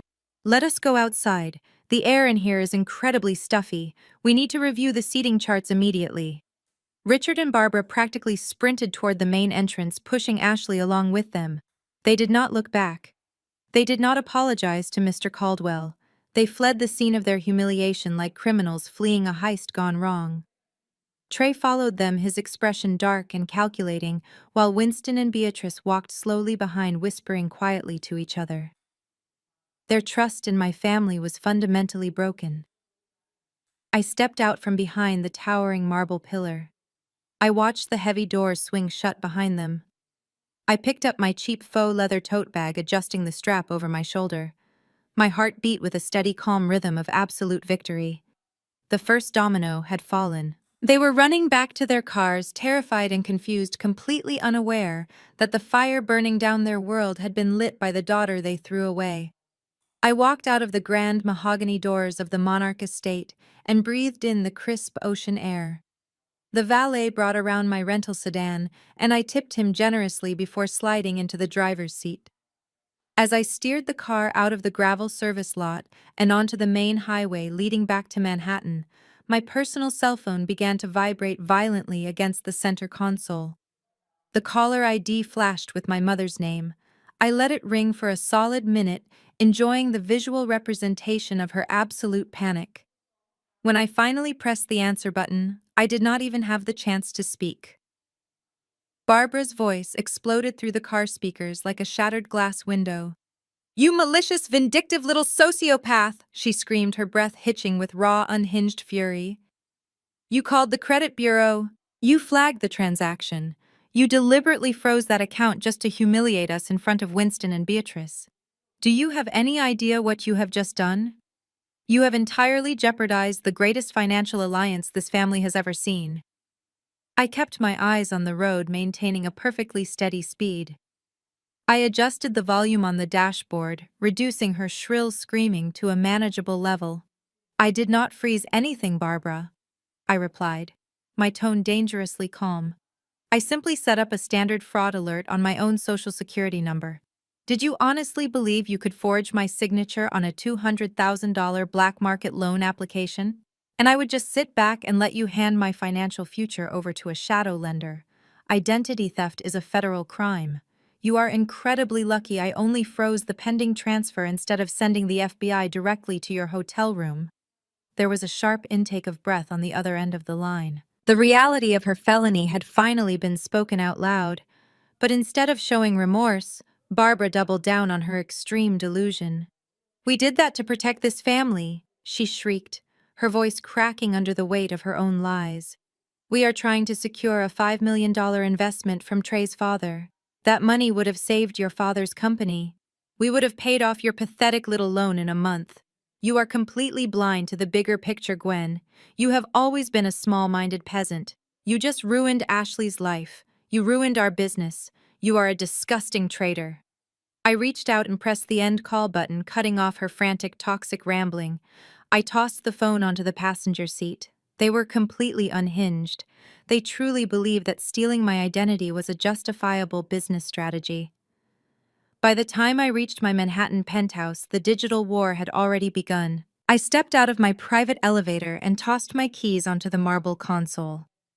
My tablet, which was synced to my dummy event planning business accounts, was lighting up with hundreds of rapid-fire notifications. I walked over to the kitchen island and tapped the screen. Ashley had unleashed her weapon of choice: social media. She had posted a massive multi-paragraph essay across all her public platforms. The main image was a carefully curated photograph of herself, sitting on the balcony of the Ocean View suite, looking tragically out toward the ocean holding a tissue to her face. She looked like a flawless, heartbroken victim. I began reading the caption. It was a masterpiece of elite manipulation. It breaks my heart to write this just days before I marry the man of my dreams, Ashley wrote. But toxic family members must be exposed. My older sister Gwen has spent the last year entirely consumed by jealousy over my success and my relationship with Trey. She is a bitter, impoverished event planner who has constantly tried to drag our wealthy family down to her level. Today, she committed the ultimate betrayal. She attempted to commit credit card fraud against my parents, blocking our venue payments and trying to extort us for cash. She is a freeloader, a scammer, and a deeply disturbed individual. Please send positive thoughts as Trey and I navigate this horrific sabotage. I am just so grateful to be marrying into a family that actually understands loyalty and class. She had tagged Trey. She had tagged her elite bridal party. She had even tagged the public location of the Monarch estate. Within minutes, her army of superficial trust fund friends mobilized. They formed a digital mob targeting the fake website I had set up years ago to maintain my cover story as a struggling event coordinator. The inbox was flooded with vicious hate mail. "You are a disgusting, jealous loser," one message read. "I hope your pathetic little business goes bankrupt." Another comment on my business page stated, "I heard you steal money from your own parents. You should be locked up. You will never plan another event in this city again." They were leaving fake one-star reviews. They were calling me a fraud. They were trying to completely obliterate a business that did not actually exist. My secure encrypted phone rang. It was David. He sounded incredibly tense. "Gwen, tell me you are looking at this digital circus?" David said, the sound of rapid typing echoing in the background. "Ashley just launched a massive coordinated defamation campaign against your alias. Her friends are actively trying to dox your apartment building. They are attempting to contact your non-existent vendors to ruin your reputation. I have a team of litigators standing by. We can file a massive defamation and cyberbullying lawsuit before the courts close today. We can have her accounts legally suspended and force a public retraction." I walked over to the wet bar and poured myself a glass of sparkling water. I watched the notifications continue to flood the tablet screen. Hundreds of comments pouring in from Atlanta socialites and New York heiresses, all blindly defending Ashley and tearing apart my fake identity. "Do absolutely nothing," David, I instructed, taking a slow sip of the cold water. "Let her post. Let her rally her little friends. Let her type every single defamatory lie she can think of." David paused his typing, stopping abruptly. "Gwen, this is severe character assassination. They are building a public narrative that you are a criminal." I smiled, looking out at the city skyline. "Exactly. They are building a massive permanent digital footprint. Ashley is publicly accusing me of financial crimes while sitting in a hotel room paid for by a fraudulent loan her parents took out in my name. She is tagging her wealthy fiancé who is currently using his clients' funds to illegally prop up my father's dead company. They are documenting their own arrogance for the entire world to see." I set my glass down on the granite counter. When the truth comes out this weekend, David, every single one of those elite friends commenting on her post, will realize they are defending a family of desperate, broke criminals. I want the contrast to be spectacular. I want them to build the highest pedestal possible so the fall breaks every single bone in their fake reputation. Archive every post, screenshot every comment, build the dossier. We are going to let them celebrate their fake victory on the internet today. Because tomorrow night at the rehearsal dinner, I am going to burn their entire digital kingdom to ashes. The sun had fully set over the Manhattan skyline, casting long shadows across my office. I was still reviewing the dossier David had compiled when a sharp, distinct chime echoed from my encrypted server. It was not another social media notification from Ashley's pathetic digital mob. This was a Level 1 financial security alert. I leaned forward, bringing the banking matrix up on my primary monitor. The alert was originating from my decoy commercial account. This was a modest checking account I maintained at a standard commercial bank linked directly to my fabricated event planning alias. It held barely $50,000, just enough working capital to make my fake business appear legitimate on paper. Red warning banners cascaded down the screen. An external institutional entity was actively attempting to breach the account firewall. Someone was executing a hostile asset freeze. I pressed the intercom button to connect with David, who was still monitoring the situation from his legal war room. David, look at the primary routing node on the decoy account, I said, my voice tight with anticipation. Someone is trying to lock the funds. I heard the clatter of a keyboard on David's end. Give me 5 seconds, he replied, his tone shifting from legal advisor to tactical analyst. I am tracing the institutional IP address. They are not even trying to mask their digital footprint, Gwen. The breach protocol is originating directly from a Tier 1 investment bank. It is Trey's firm. I stared at the screen. Trey, the arrogant senior managing director. He was actually using his corporate credentials to run an illegal backdoor sweep on my personal finances. He must have demanded my routing details from Richard and Barbara after the failed credit card transaction at the estate. He was utilizing his elite banking privileges to initiate a fraudulent institutional hold on my assets. He is bypassing standard legal procedures, I noted, watching the progress bar on the hostile freeze tick upward. He is categorizing my account under a fabricated money laundering investigation to bypass the judicial warrant requirement. It is a massive violation of federal banking regulations, David stated, disbelief, coloring his usually stoic voice. He is committing a severe financial crime just to prove a point to your sister. If he executes that freeze, he is looking at a minimum of 10 years in a federal penitentiary for abusing institutional power. Do you want our cybersecurity team to block the access port? Before I could answer, my personal cell phone buzzed on the desk. A text message flashed across the locked screen from an unknown Atlanta area code. You messed with the wrong person. I will make sure you do not have a single cent left. I picked up the phone. I did not text back. I dialed the number directly. Trey answered on the first ring. He did not say hello. He simply let out a low, satisfied chuckle. I see you received my message, Gwen. Trey drawled, his voice dripping with Southern elite arrogance. I warned you at the restaurant not to play games with my family. You thought you could humiliate my future wife and walk away unscathed. You clearly do not understand how real power operates in this world. I kept my breathing perfectly even. And you believe real power involves illegally accessing a private citizen's bank account, Trey, I asked. There is nothing illegal about a licensed bank executive flagging a highly suspicious account for immediate asset freezing, Trey countered smoothly, completely unbothered by my accusation.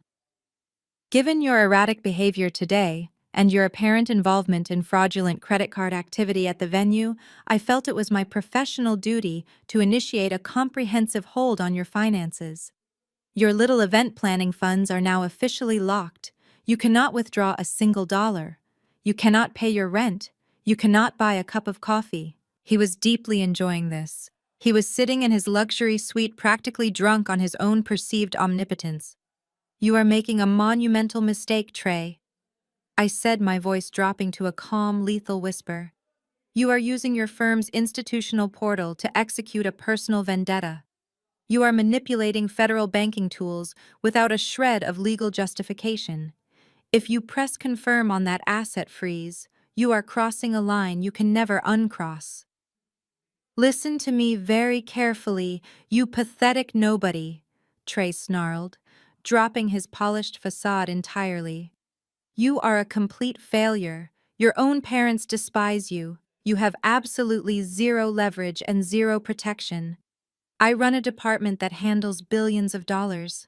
I can crush your entire existence with one keystroke, and not a single soul will care. You are going to call Ashley right now. You are going to beg for her forgiveness. You are going to grovel at her feet and promise to be her obedient little servant for the rest of this wedding weekend. If you do exactly as you are told, I might consider lifting the hold on your pathetic little checking account next month. I looked at the monitor. The hostile freeze protocol was sitting at 99%. It was waiting for his final executive authorization. I do not beg, I stated simply. Then enjoy bankruptcy, Trey spat. The line went dead. Less than 2 seconds later, the monitor on my desk flashed a brilliant solid red.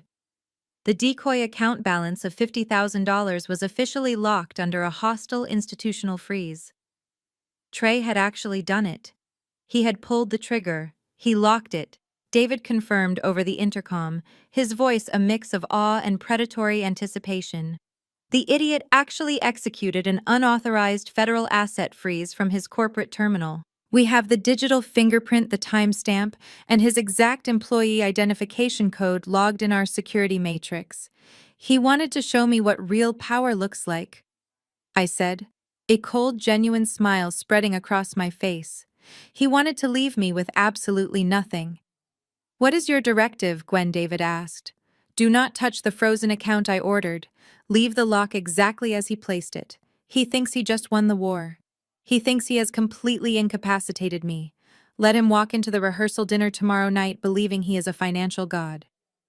I leaned back in my chair, my eyes fixed on the red warning banner on the screen. Trey had just handed me the weapon I needed to absolutely annihilate him. He had crossed the ultimate line out of pure ego and toxic arrogance. He was so desperate to protect Ashley's fragile ego and assert his own dominance that he had recklessly endangered his entire career and his family's pristine reputation. He thought he was hunting a helpless rabbit, but he had just willingly locked himself inside the cage with a lion. I kept my eyes locked on the blinking red banner across my primary monitor. Trey genuinely believed he had just crippled a struggling event planner.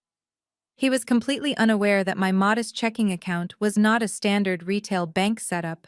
It was a digital honeypot. It was a highly sophisticated decoy constructed by the cybersecurity division of Horizon Holdings, specifically designed to trap aggressive financial predators. The moment Trey bypassed the retail banking protocols and used his senior managing director credentials to freeze my funds, he tripped a massive invisible wire. He had just opened a direct two-way bridge between his highly restricted investment banking terminal and my corporate mainframe.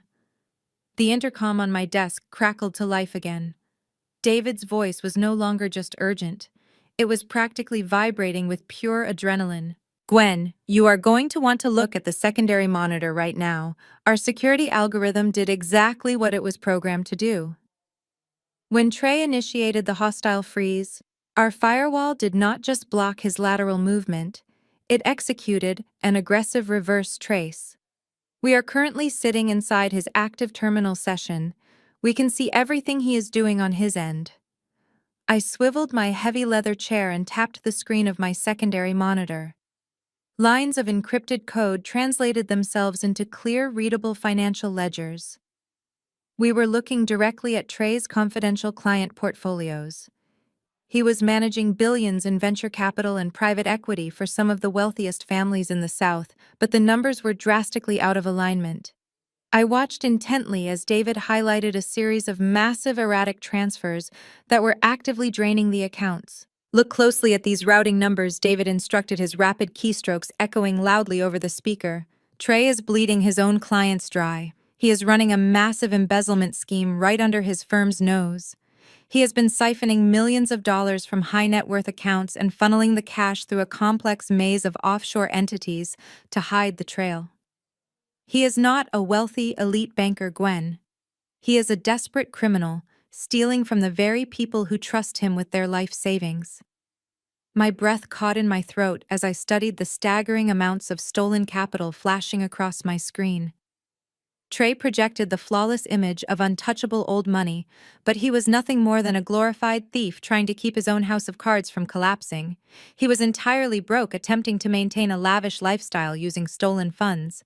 But the revelation did not stop there. David let out a sharp, sharp intake of breath over the intercom. Gwen, I am tracking the final destination of these laundered funds. You are not going to believe where Trey is hiding the stolen millions. He just initiated a massive wire transfer scheduled to clear the morning after the wedding ceremony. I leaned closer to the high-resolution screen. The recipient routing code looked incredibly familiar. It was an overseas shell company registered in the Cayman Islands. I quickly cross-referenced the registration number with the background file David had sent me earlier that morning regarding my parents' failing business. My heart pounded with a sudden electric realization that sent a shockwave through my entire body. David, I said, my voice dropping to a harsh, lethal whisper. That shell company belongs to Richard. That is my father's fake import corporation. Exactly, David confirmed, his voice filled with absolute disbelief. Trey is using your father's bankrupt shipping empire as a massive washing machine for his stolen client funds. He is pumping dirty money into Richard's dead company to make it look like legitimate international shipping revenue. Then Richard is supposed to clean the money through his corporate accounts and kick it back to Trey's hidden offshore trusts. The sheer brilliance and absolute depravity of the situation hit me like a freight train. Both families were running a massive con on each other. My parents, Richard and Barbara, genuinely thought they were tricking a wealthy Atlanta dynasty into saving their bankrupt business by marrying off Ashley. They truly believed Trey's family was going to blindly inject $5 million of clean investment capital into their failing enterprise just to secure the marital alliance. They thought they had successfully trapped a billionaire. But Trey and his prestigious parents were playing the exact same game from the opposite side of the board. They knew Richard was desperate for cash. They were actively using my father's failing shipping company as the perfect blind spot to launder their embezzled millions without alerting federal regulators. Trey was not marrying Ashley out of love or social prestige. He was marrying into a desperate, vulnerable family that he could easily control and manipulate to hide his massive federal crimes. It was a match made in absolute hell. Two families of narcissistic fraudsters completely convinced they were outsmarting the other. They were both drowning in debt and criminal liability, smiling at each other across dinner tables while holding daggers behind their backs. And they had both made the fatal mistake of trying to use me as their collateral damage. David, document every single transaction, I commanded, feeling a cold, ruthless smile take over my face. Download the routing numbers, the timestamps, and the exact client portfolios Trey is stealing from. Trace every penny flowing from his bank into Richard's Shell Corporation. Package it all into a single encrypted dossier and print 2 physical copies. What is your directive, Gwen? David asked, his tone reflecting pure professional anticipation. He knew exactly what kind of destruction I was about to authorize. Tomorrow night is the rehearsal dinner, I replied, turning off the glowing monitors on my desk. They want to put on a grand show of elite wealth and unwavering family loyalty. They want to treat me like a piece of garbage in front of their high society guests. I am going to walk into that ballroom and hand them the absolute total annihilation of their entire existence. Prepare the documents, David. We are going to war. The sun dipped below the Atlantic Ocean, casting a brilliant golden glow through the floor-to-ceiling windows of the grand ballroom at the Monarch Estate. It was Friday evening, and the highly anticipated rehearsal dinner was officially underway. The room was a spectacular display of manufactured wealth. Hundreds of imported white orchids cascaded from the vaulted ceilings, and a live string quartet played softly in the corner. Waiters in crisp white jackets circulated with silver trays of champagne and rare caviar. Winston and Beatrice stood near the center of the room, surrounded by their elite Atlanta relatives. They were evaluating every detail with their standard critical eyes. Richard and Barbara were working the room aggressively, pouring expensive wine and laughing a little too loudly at every joke. They were desperately trying to play the part of international shipping magnates. Ashley stood on a slightly elevated dais near the main dining table, wearing a blindingly bright sequined gown that screamed of new money desperation. She was soaking up the attention, twirling her diamond engagement ring and pretending to be the undisputed princess of the evening. Trey stood beside her, holding a glass of scotch, looking incredibly smug. He firmly believed he had completely destroyed my life yesterday afternoon. I did not enter through the service doors this time. I walked straight up the grand front steps of my own property. I had discarded the cheap navy blazer and the scuffed flats. Tonight I wore a custom-tailored midnight blue silk gown that draped flawlessly across my silhouette. It was a masterpiece of quiet luxury designed exclusively for me in Milan. I paired it with a simple but breathtaking vintage sapphire necklace that commanded attention without begging for it. I wore my hair swept up into an elegant, structured style, and my makeup was sharp, immaculate, and lethal. I did not look like a struggling event coordinator. I looked exactly like the billionaire chief executive officer of Horizon Holdings. I signaled the attendant to open the heavy mahogany double doors to the ballroom. As the doors swung wide open, I stepped over the threshold and into the warm glow of the chandeliers. The reaction was instantaneous and intoxicating. The loud chatter near the entrance abruptly died down. Guests stopped mid-sentence, turning their heads to look at me. In the world of high society, true power has a specific magnetic gravity, and every person in that room felt it the second I walked in. I moved across the polished marble floor with absolute unyielding confidence. The crowd naturally parted for me, forming a clear path through the sea of designer suits and evening gowns. From her elevated position, Ashley spotted me. The glass of champagne in her hand tilted dangerously, spilling a few drops onto her sequined dress. Her jaw practically unhinged. She expected to see a broken, weeping woman crawling in through the back door to beg for forgiveness. Instead, she saw a woman who completely eclipsed her in every conceivable way. My presence instantly reduced her to looking like a cheap plastic doll wrapped in glitter. The attention of Trey's entire elite family shifted away from the bride and locked directly onto me. Trey gripped his scotch glass so tightly his knuckles turned white. His arrogant smirk dissolved into a mask of pure, unadulterated confusion. He had personally locked my decoy bank account. He thought I was penniless, starving, and terrified. Yet here I was, radiating an aura of untouchable wealth that rivaled his own parents. Barbara saw me and nearly collapsed. She grabbed Richard's arm, her manicured nails digging into his tuxedo sleeve. She pointed frantically in my direction, her face twisting into a hideous mask of panic and rage. She knew immediately that I was not here to hand over a cashier's check. She knew I was here to detonate the bomb. Barbara let go of Richard and aggressively grabbed the arm of Giselle, who was busy adjusting a floral arrangement nearby. I watched Barbara whisper furiously into Giselle's ear, pointing directly at me. Giselle's face lit up with vicious, righteous indignation. This was her moment to prove her loyalty to the wealthy clients. She snapped her fingers and signaled for two large venue security guards stationed near the terrace doors to follow her. Giselle marched across the ballroom floor, her stilettos clicking sharply against the marble. She intercepted me right in the center of the room, ensuring we had a massive audience. "What in the world do you think you are doing here?" Giselle hissed, her voice loud enough for the surrounding guests to hear. "This is a highly exclusive private event. You were specifically barred from attending this dinner by the hosts. Did you really think you could rent a fancy dress and sneak in here to steal the spotlight from your sister?" I stopped walking and looked down at the wedding planner. I kept my posture perfectly straight and offered her a cold, serene smile. "I do not need an invitation to walk into this room, Giselle," I said, my voice carrying a quiet, heavy authority that made her blink in surprise. "You are severely delusional," Giselle scoffed, placing her hands on her hips.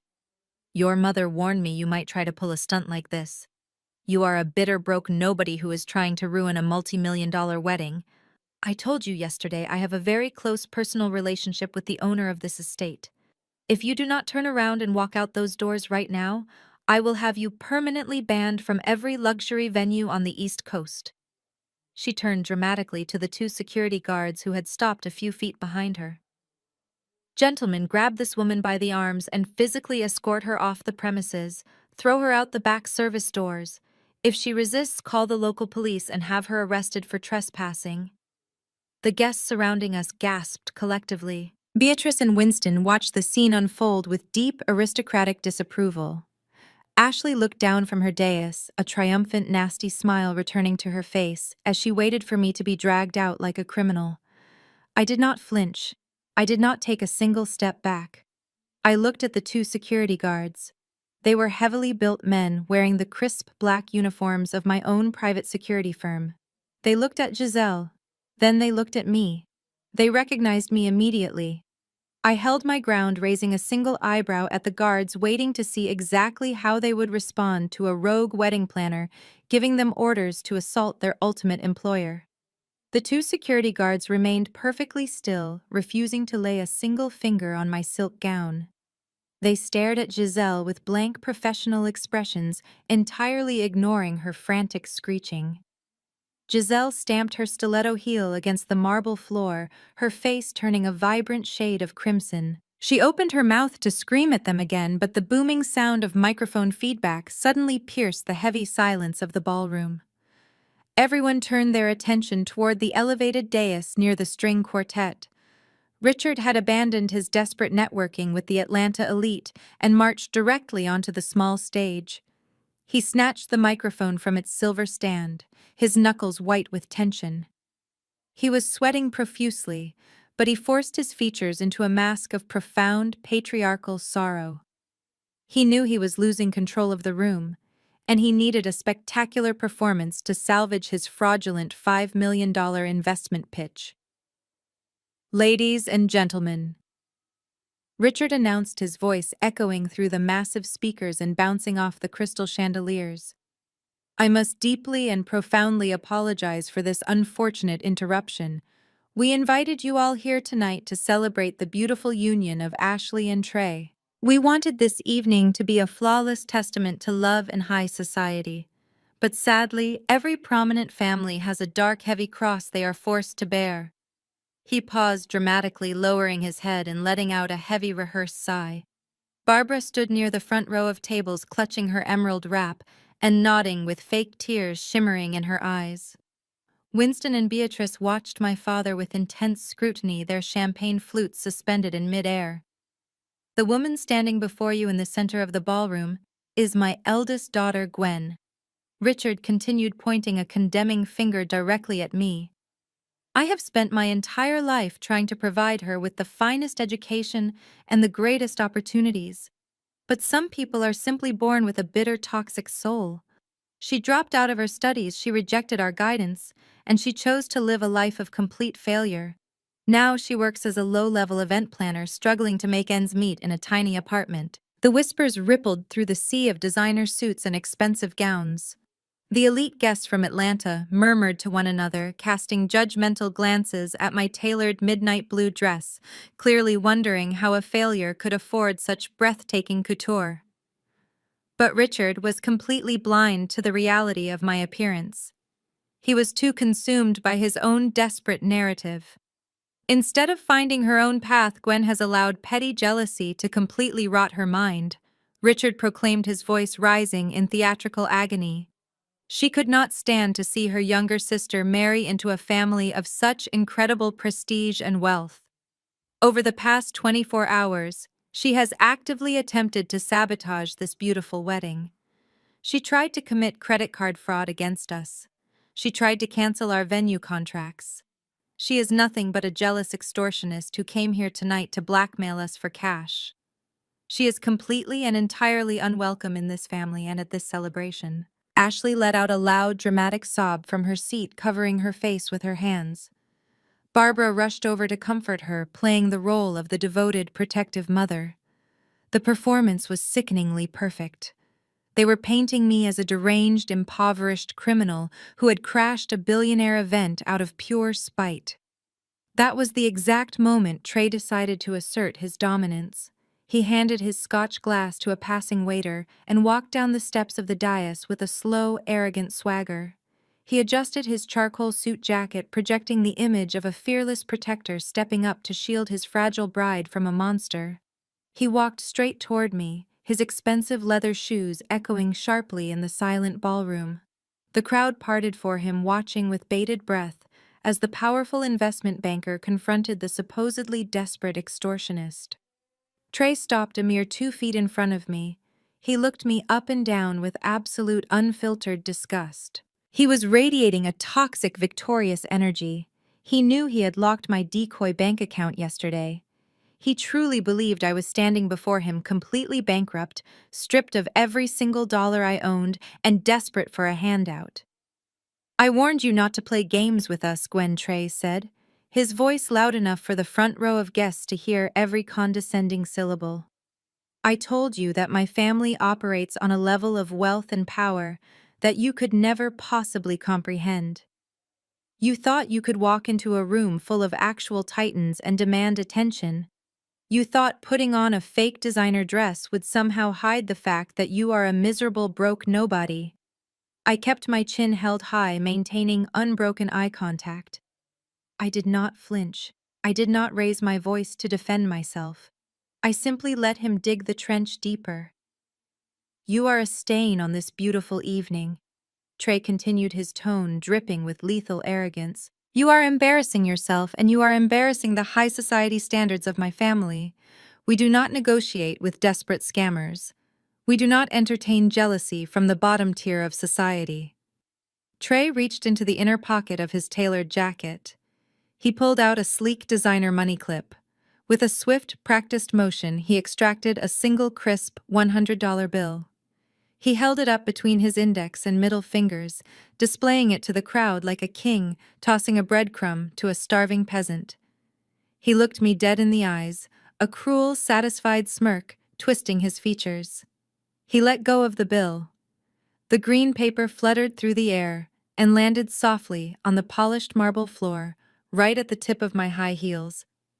"Take this pocket change, call a cab, and crawl back to your hole," Trey commanded, his voice echoing with absolute finality. The ballroom was paralyzed. No one breathed. Winston and Beatrice nodded slightly, clearly approving of their son's ruthless handling of a perceived threat.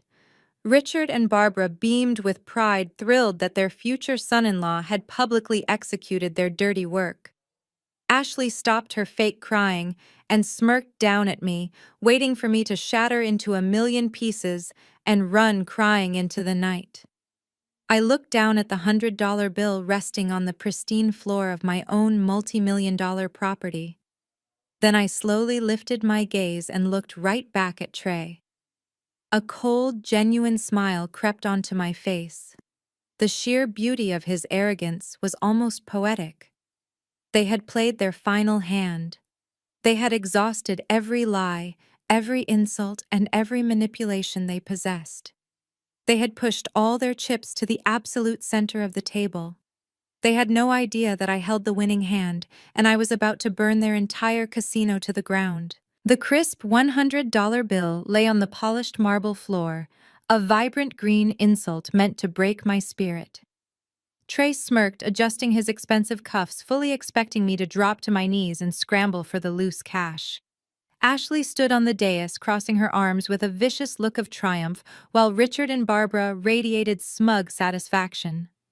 Giselle, emboldened by the displays of elite cruelty, shrieked at the security guards who were still standing perfectly still near the terrace doors. "Grab her right now!" she commanded, her voice cracking with pure hysteria.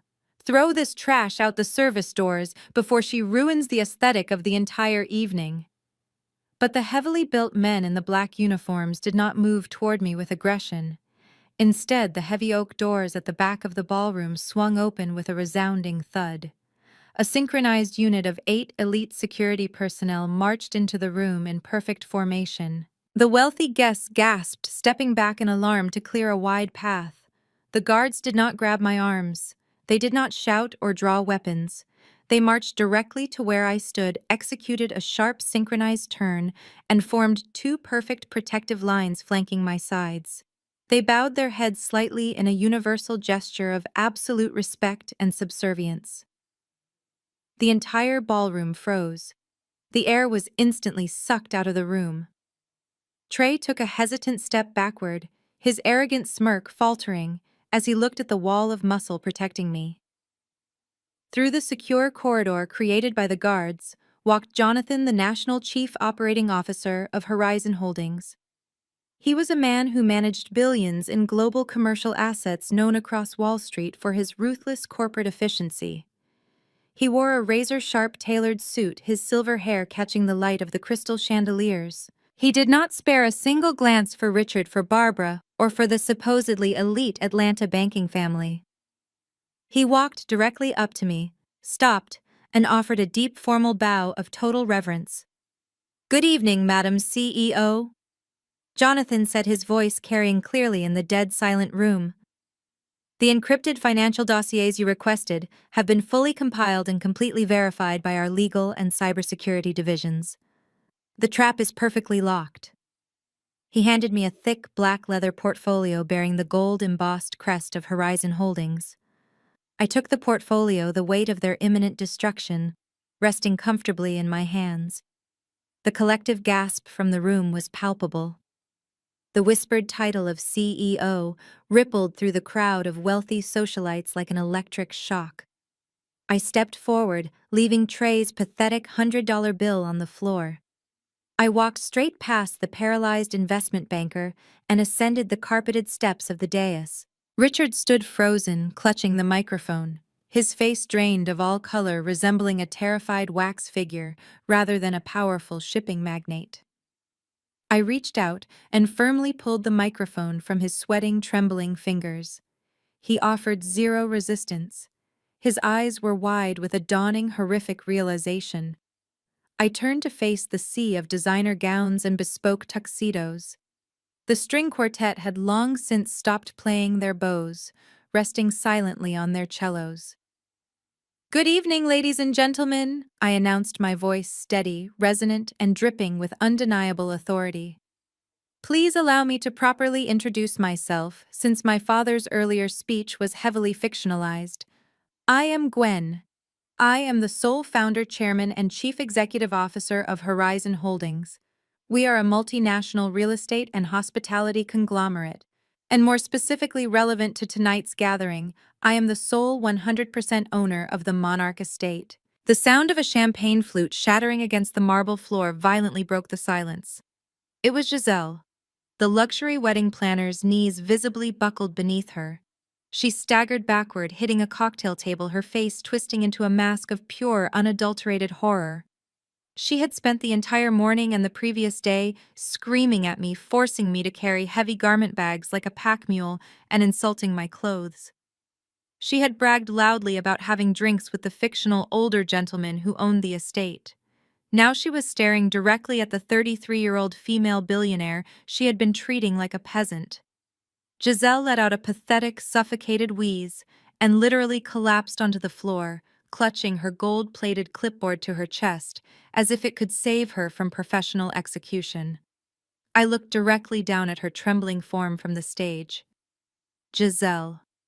I spoke into the microphone, my voice echoing like a judge delivering a fatal sentence. "You have consistently demonstrated an appalling lack of basic professionalism, an atrocious attitude toward my staff, and a fundamental misunderstanding of luxury hospitality.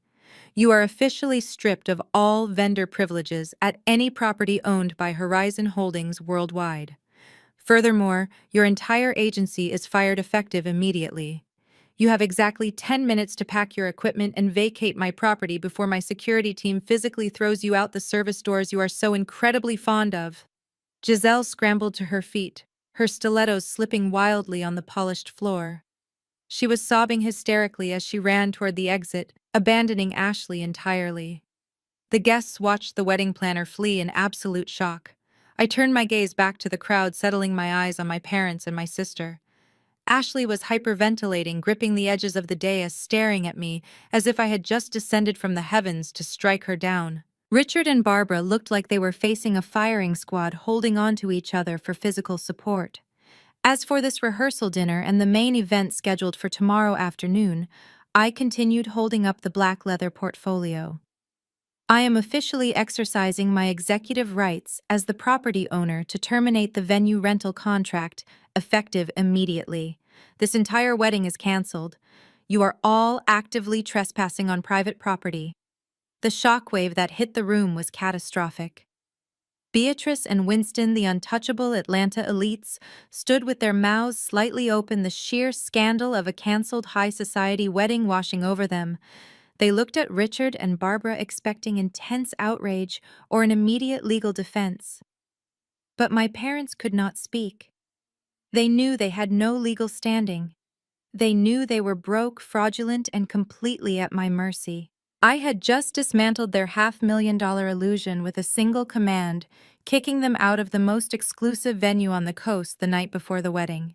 But the destruction was only just beginning. I placed my hand on the cover of the black leather portfolio, ready to show the elite guests exactly who they were truly celebrating. I opened the black leather portfolio. The satisfying weight of the glossy pages felt like the physical manifestation of absolute karma. The silence in the ballroom was total, a collective holding of breath from hundreds of elite guests. I looked at Jonathan, who stood impeccably straight at the edge of the dais. I gave him a single sharp nod. Instantly, the massive digital projection screens flanking the ballroom flickered to life. These screens had been originally set up to display a nauseatingly perfect slideshow of Ashley and Trey playing the roles of a flawless power couple. Instead, the romantic lighting dimmed, replaced by the harsh, glaring white light of high-resolution scanned documents. Gasps echoed through the room as a highly confidential loan application materialized on the screens. The text was massive, undeniable, and damning. I raised the microphone back to my lips. What you are looking at, ladies and gentlemen, is the true financial foundation of this magnificent evening, I announced. My voice was steady, slicing through the heavy air of the room. This is a black market loan application for $200,000. You will notice the applicant name is mine. You will notice the social security number belongs to me. However, I did not sign this document. Richard lunged forward, his hands grasping empty air, as if he could physically tear the digital projection down from the wall. "Turn that off!" he bellowed, his voice cracking with sheer, uncontrollable panic. "This is a private family matter. You are violating corporate confidentiality." "There is nothing corporate about identity theft," Richard Fye replied, dropping the title of father permanently and entirely. "You and Barbara forged my signature. You attempted to shackle me to a predatory shadow lender just to secure the cash needed to pay for this venue. You were willing to completely destroy my financial future to maintain your fragile, pathetic illusion of wealth." Barbara rushed toward the dais, her emerald silk dress catching on the edge of a banquet chair. "We did it for the family," she shrieked, tears of genuine terror streaming down her face. "We were going to pay it back. We just needed a bridge loan." "Winston, Beatrice, please do not listen to her. She has always been severely mentally unstable. She fabricated these documents to ruin us." I slowly turned my gaze away from my crumbling parents and locked eyes directly with Trey's parents. Winston stood rigid, his jaw set in stone. Beatrice looked as though she had just swallowed pure poison. Her posture remained perfectly straight, but her eyes burned with a terrifying, quiet fury. They were members of an elite society that valued transparency and honor above all else, and they were currently watching a public meltdown of epic proportions. Winston, Beatrice, Why spoke their names with measured respect, contrasting sharply with my mother's hysterical screeching. "You traveled all the way from Atlanta under the impression that you were merging your esteemed generational legacy with a powerful international shipping dynasty. You were promised a union of equals. You were promised a highly lucrative expansion project that required a $5 million investment from your venture capital firm." I raised my hand, and Jonathan pressed a button on his remote. The projection screens shifted instantly. A certified federal court filing appeared in bold red letters. "You think you are marrying into immense wealth," I challenged, pointing directly at the massive screen. "Take a very close look at that document. That is the official insolvency record for Richard's shipping empire. They do not have millions tied up in European logistics. Their company has been entirely bankrupt for 8 full months." The murmurs in the ballroom escalated into an immediate uproar. Wealthy socialites whispered frantically behind their hands, their eyes darting between the screen and my parents. The elite guests from Atlanta stared at Richard and Barbara as if they were covered in a contagious disease. "They are drowning in lawsuits from unpaid overseas suppliers," I declared, my voice commanding the chaotic room. "Their corporate accounts are completely drained, and their personal credit lines are maxed out to the absolute limit. They do not have the money to pay for the catering you are currently eating. They do not have the money to pay for the floral arrangements hanging above your heads. This entire wedding is nothing but a desperate, elaborate scam. I continued driving the final nail into their coffin. This $500,000 party is a theatrical production designed exclusively to blind you. They created this illusion of grandeur to lure you into a false sense of security, all so they could siphon $5 million from your family to bail out their dead company. They used my stolen money to rent the stage, and they used Ashley as the bait. The impact of the truth was physically devastating. Richard staggered backward, clutching his chest. His legs gave out entirely, and he collapsed heavily into a gilded banquet chair, putting his head between his trembling hands. The invincible patriarch, the man who had thrown me onto the street for refusing to follow his elite path, was completely shattered in front of his peers. Barbara fell to her knees on the cold marble floor. Her expensive emerald dress pooled around her as she sobbed uncontrollably. She reached her shaking hands out toward Beatrice, begging for an ounce of mercy. Beatrice simply took one deliberate, disgusted step backward, completely withdrawing her physical presence from the proximity of a scammer. The rejection was absolute and lethal. Ashley stood frozen on the stage beside me, her mouth hanging open. She stared up at the bankruptcy documents as if the world had just ended. The horrifying reality washed over her face. She had absolutely no idea. She genuinely believed she was a wealthy heiress. Her parents had lied to her too, keeping her completely in the dark so she could play the role of the arrogant, wealthy bride with total conviction. "You are a liar!" Ashley screamed, her voice raw and breaking. "Dad, tell them she is lying. Tell them we are rich. Tell them." Richard did not look up. He kept his face buried in his hands, letting out a long, defeated groan. His silence confirmed every single word I had spoken. The elite facade was entirely eradicated. The room buzzed with the sound of a dynasty burning to the ground. But as the crowd reeled from the exposure of my parents, I turned my attention to the man standing just a few feet away. Trey stood tall, his chest puffed out, an expression of righteous indignation plastered on his face. He believed he was the ultimate victim in this scenario, completely unaware that his own execution was scheduled next. Trey thrust his chest out, refusing to accept his impending downfall. He actually had the audacity to try and play the victim right in front of the crowd. He pointed a trembling, manicured finger at Richard and Barbara, who were still sobbing helplessly on the floor. "You absolute frauds!" Trey shouted, his voice cracking with manufactured outrage. "You deliberately tried to con my family. You lied to us about your wealth. Gwen, you might own this building, but you are completely out of line disrupting my life like this. I demand you have your security escort these criminals off the property immediately. I will not have my pristine reputation associated with this garbage." I let out a sharp, genuinely amused laugh. "Your pristine reputation?" I repeated the words, echoing through the grand ballroom. I gripped the heavy black leather portfolio in my hands. Without another word, I threw the thick binder directly at his chest. It hit him with a solid, heavy thud, forcing him to stumble backward and drop his glass of scotch, which shattered violently across the marble. "Open it, Trey. Read your own death sentence." I signaled Jonathan. He pressed the remote and the massive digital screens flickered again. The bankruptcy documents vanished instantly, replaced by columns of highly classified banking ledgers. Brilliant red lines highlighted massive offshore wire transfers alongside confidential account names. "You made a fatal mistake yesterday afternoon, Trey," I announced, pacing slowly across the dais. "When you arrogantly used your corporate credentials to illegally freeze my personal checking account, you triggered a military-grade cybersecurity firewall.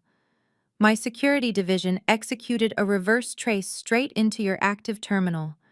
We watched you work. We downloaded everything." The crowd gasped in unison as the stolen numbers on the screens climbed into the tens of millions. "You are not a financial genius," I declared, my voice turning lethal. "You are an embezzler. You have been systematically bleeding your own elite clients dry. You siphoned their life savings and funneled the cash into offshore accounts in the Cayman Islands. But you needed a blind spot to wash the dirty money clean. You needed a desperate failing business to act as your personal laundry machine. I pointed directly at my weeping father. You found Richard. You two formed the perfect parasitic relationship. He needed your stolen cash to pretend he was still a billionaire, and you needed his dead shipping company to hide your federal crimes from the Securities and Exchange Commission. You were not marrying Ashley out of love or status. You were marrying into a desperate family so you could launder your money through their corporate accounts without alerting federal regulators. Trey went completely pale. The arrogant southern charm melted off his face, leaving behind a terrified, cornered animal.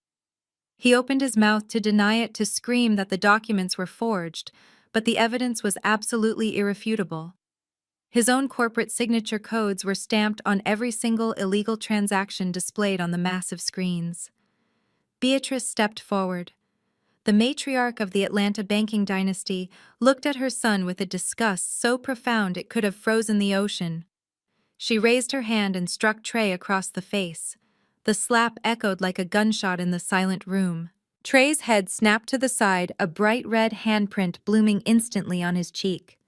"You have disgraced our lineage," Beatrice stated, her voice completely devoid of any maternal affection. "You have weaponized the trust of our oldest friends to line your own pockets. You are a thief." Winston adjusted his custom linen suit, his eyes burning with lethal disappointment. "This wedding is entirely cancelled," he announced to the terrified room. "My family will fully cooperate with all federal investigations. Trey, you are no longer a member of our firm and you are no longer my son." Right on cue, the heavy brass doors of the ballroom swung open.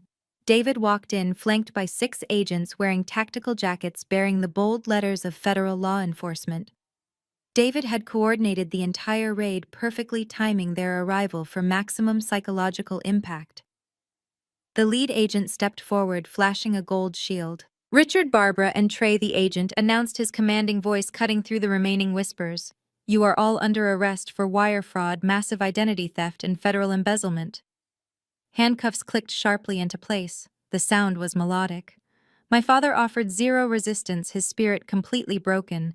My mother wailed hysterically, dragging her knees across the marble floor as agents pulled her up by her arms. Trey stared blankly ahead, his entire elite existence reduced to a pair of cold steel cuffs around his wrists. They were marched out of the ballroom, humiliated and paraded in front of the very high society guests they had tried to impress. Ashley was left entirely alone. The golden child was standing in her tacky sequined gown, surrounded by the absolute ruins of her fake dynasty. She looked around the empty space where her wealthy groom and her arrogant parents had stood just moments ago. She dropped to her knees right at the edge of the dais. Real, genuine tears finally poured down her heavily contoured face. She crawled forward, grabbing the hem of my midnight blue silk gown. "Gwen, please," Ashley sobbed, her voice cracking with absolute terror. "They are taking my parents. I have no money. I have no home. The wedding vendors are going to sue me for millions. You have to save me. I am your sister. I will do anything you want. I will be your assistant. Please do not leave me here." I looked down at her tear-stained face. There was no pity left in my heart. They had burned that bridge to ash 15 years ago. I reached down and picked up the crisp $100 bill Trey had thrown at my feet just minutes prior. I folded it neatly and pressed it firmly into Ashley's trembling palm.